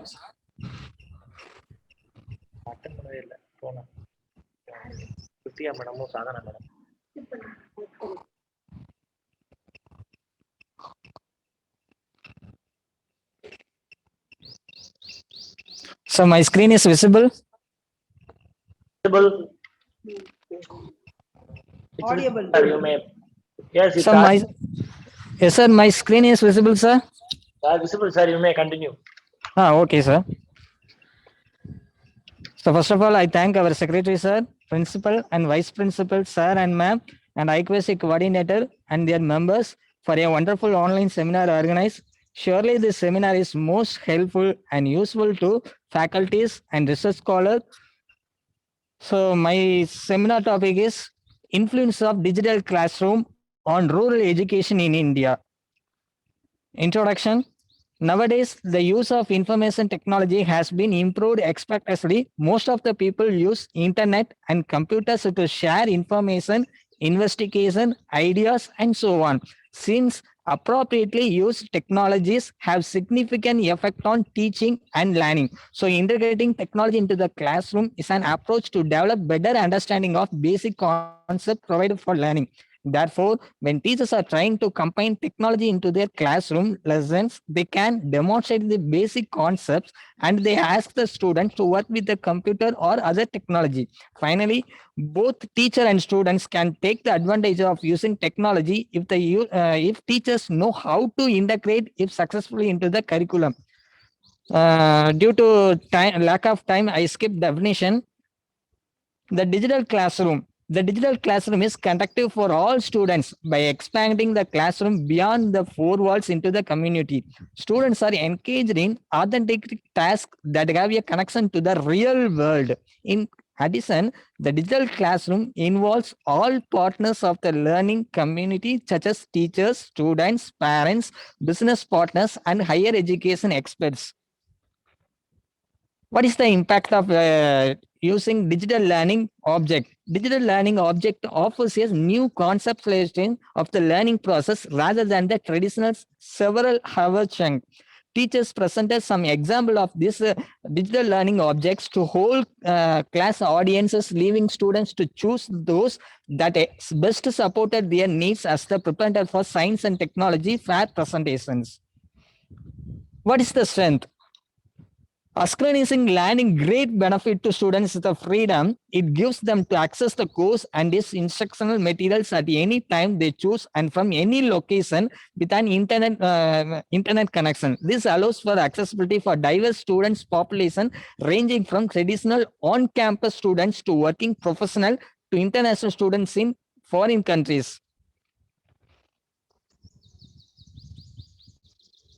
Then learning with technology, innovative way of teaching with technology enabled education, making them flexible and technological gymnastic. A picture is worth 1,000 words. Animation adds spaces to teaching and create fun atmosphere in learning. Save and reduce of lecturer when needed. Most important of all is technology saves the time for more learning activities. Then what is the benefit of synchronizing digital classrooms? This method leads to more and deep planning, effective relation developed between students and teachers and also between students with themselves. They can share their ideas, experience and investigation. This method is effective for all students, especially for students with low learning speed and even those for those with high learning speed. Traditional classrooms were placed. Sir, could you conclude your presentation, sir? Yes, sir, sure. Okay, sir. This is my conclusion. Digital classroom are considered as vital element in promoting and improving the traditional methods of teaching and learning. So all schools and university focus on it and try to more virtual students. So they apply the most friendly users software and technology with skillful teachers and engineers to fulfill their aim. In fact, digital classroom transforms the education process and cause universal interactivity between teachers and learners, as well as among learners themselves all around the world. This global interactivity causes mutual understanding between teacher and learners. And among the learners, in additional digital classrooms are also reduce the gap, qualification and knowledge of students in different geographical areas. Yes, thank you, ma'am and sir. Thank you, Marishan, sir. Thank you for your presentation. Thank you, ma'am. We move to the next presenter. Next presenter, Mr. Ram Kumar, and the title is Digital Education Barriers. Digital Education Barriers in Rural India. You may present now, sir. Ram Kumar, sir, kindly finish it within 2 minutes, sir. Don't go beyond it. Ram Kumar, sir. Yes, sir. Is it audible, sir? Yes, sir. Yes, sir. It's audible. Okay, sir.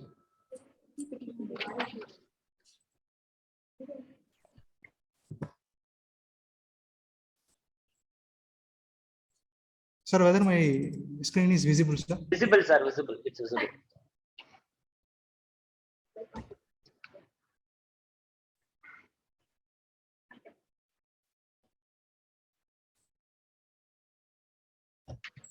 Very good evening to all. I am Ram Kumar from CS Department, Sri Kalishwari College. I am very happy to present our seminar paper in the topic Digital Education Barriers in Rural India. I am directly explain the barriers in digital education.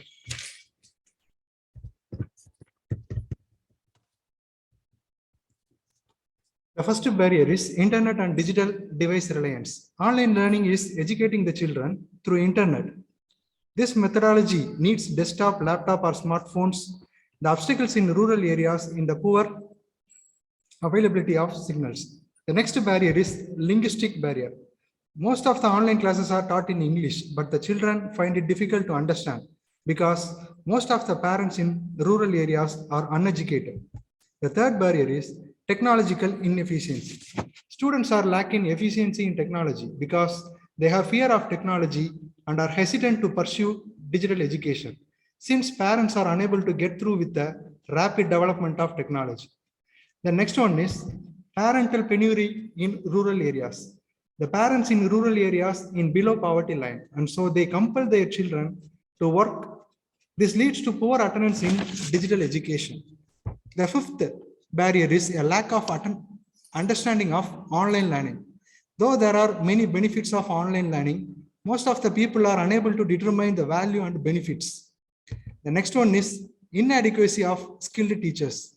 Due to the lack of awareness about new technology, Teachers in rural areas struggle to cope with digital education. Next barrier is data cost and access to appropriate device. Due to high cost of mobile data, the access to laptops, computers, and smartphones are limited in rural areas. The phone displays offered to children are insufficient for long periods of study. The next one is skill deficiency. Teachers are not aware of digital equipments and they lack in skill to use the digital platforms. The next one is familiarity with face-to-face communication. Psychologically, most of the students are stick with the face-to-face mode and they don't want to try something new and different. The 10th barrier is disentangled learning material leading to lower motivation. Due to the separation of learners from the teachers, peers, they lack interactivity, collaboration, and quick feedback, which may lead to lowered motivation. Then I'm going to explain about the remedies to overcome.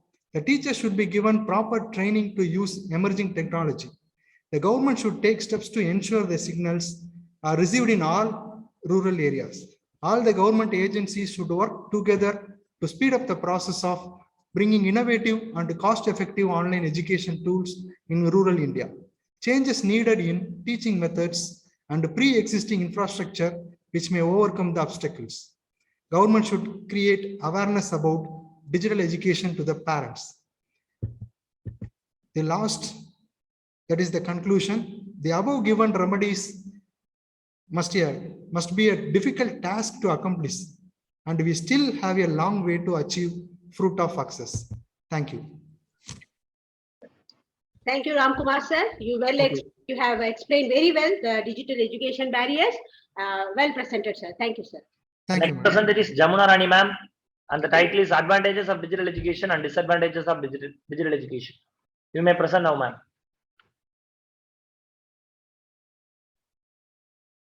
Jamuna ma'am.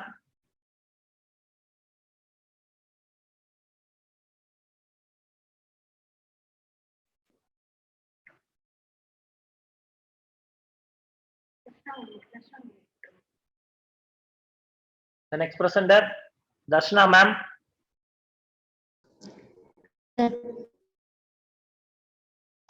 Ma'am, kindly complete within 2 minutes, ma'am.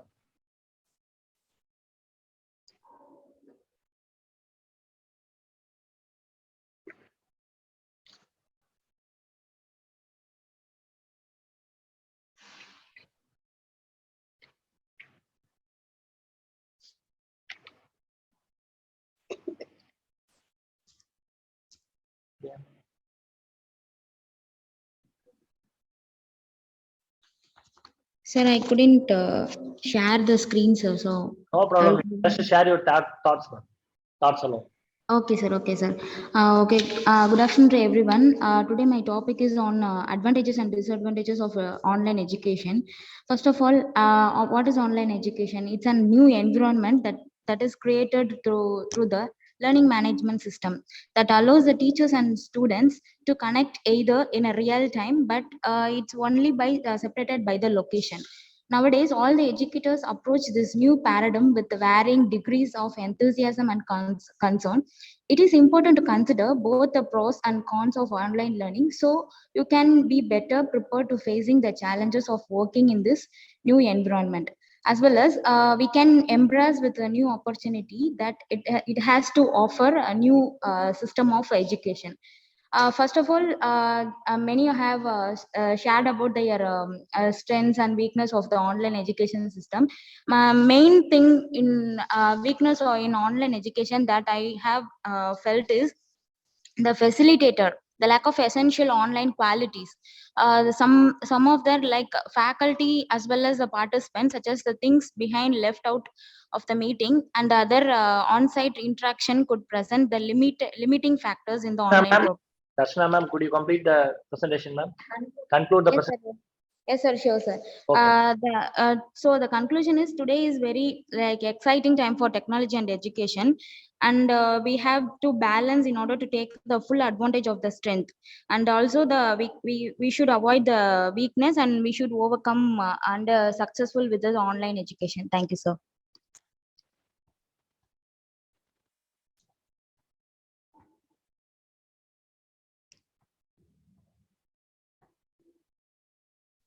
Thank you, ma'am, for the nice presentation. Thank you, sir. So it was a brainstorm session throughout. We had a very nice time today, hearing many intellectuals sharing your findings and your observations. It was excellent indeed. So we take away so many information with us to our home, and we will be back again tomorrow. And before that, we will have a formal vote of thanks. And I invite Mr. A. Balaji, Head Department of Information Technology, to propose a vote of thanks. Most respected Secretary, sir, respected Principal, sir, respected Vice Principals, and the resource person of the today program. Participants, very good evening, one and all. I have immense pleasure and proud to deliver this vote of thanks in the National Online Seminar, Session 2. First of all, I'd like to thank our college secretary, Sri A.P. Selvarajan, sir, for his able guidance and has always encouraged us. Thank you, sir. Next, I'd like to thank our college principal, Dr. S. Krishnamurthy, sir, for his support, vision, and commitment. Thank you, sir. Next, I'd like to thank our college vice principals, Dr. P.K. Balamurugan, sir, and Ms. R. Muthulakshmi, madam, for their words of encouragement, kindness, interest, and continued support.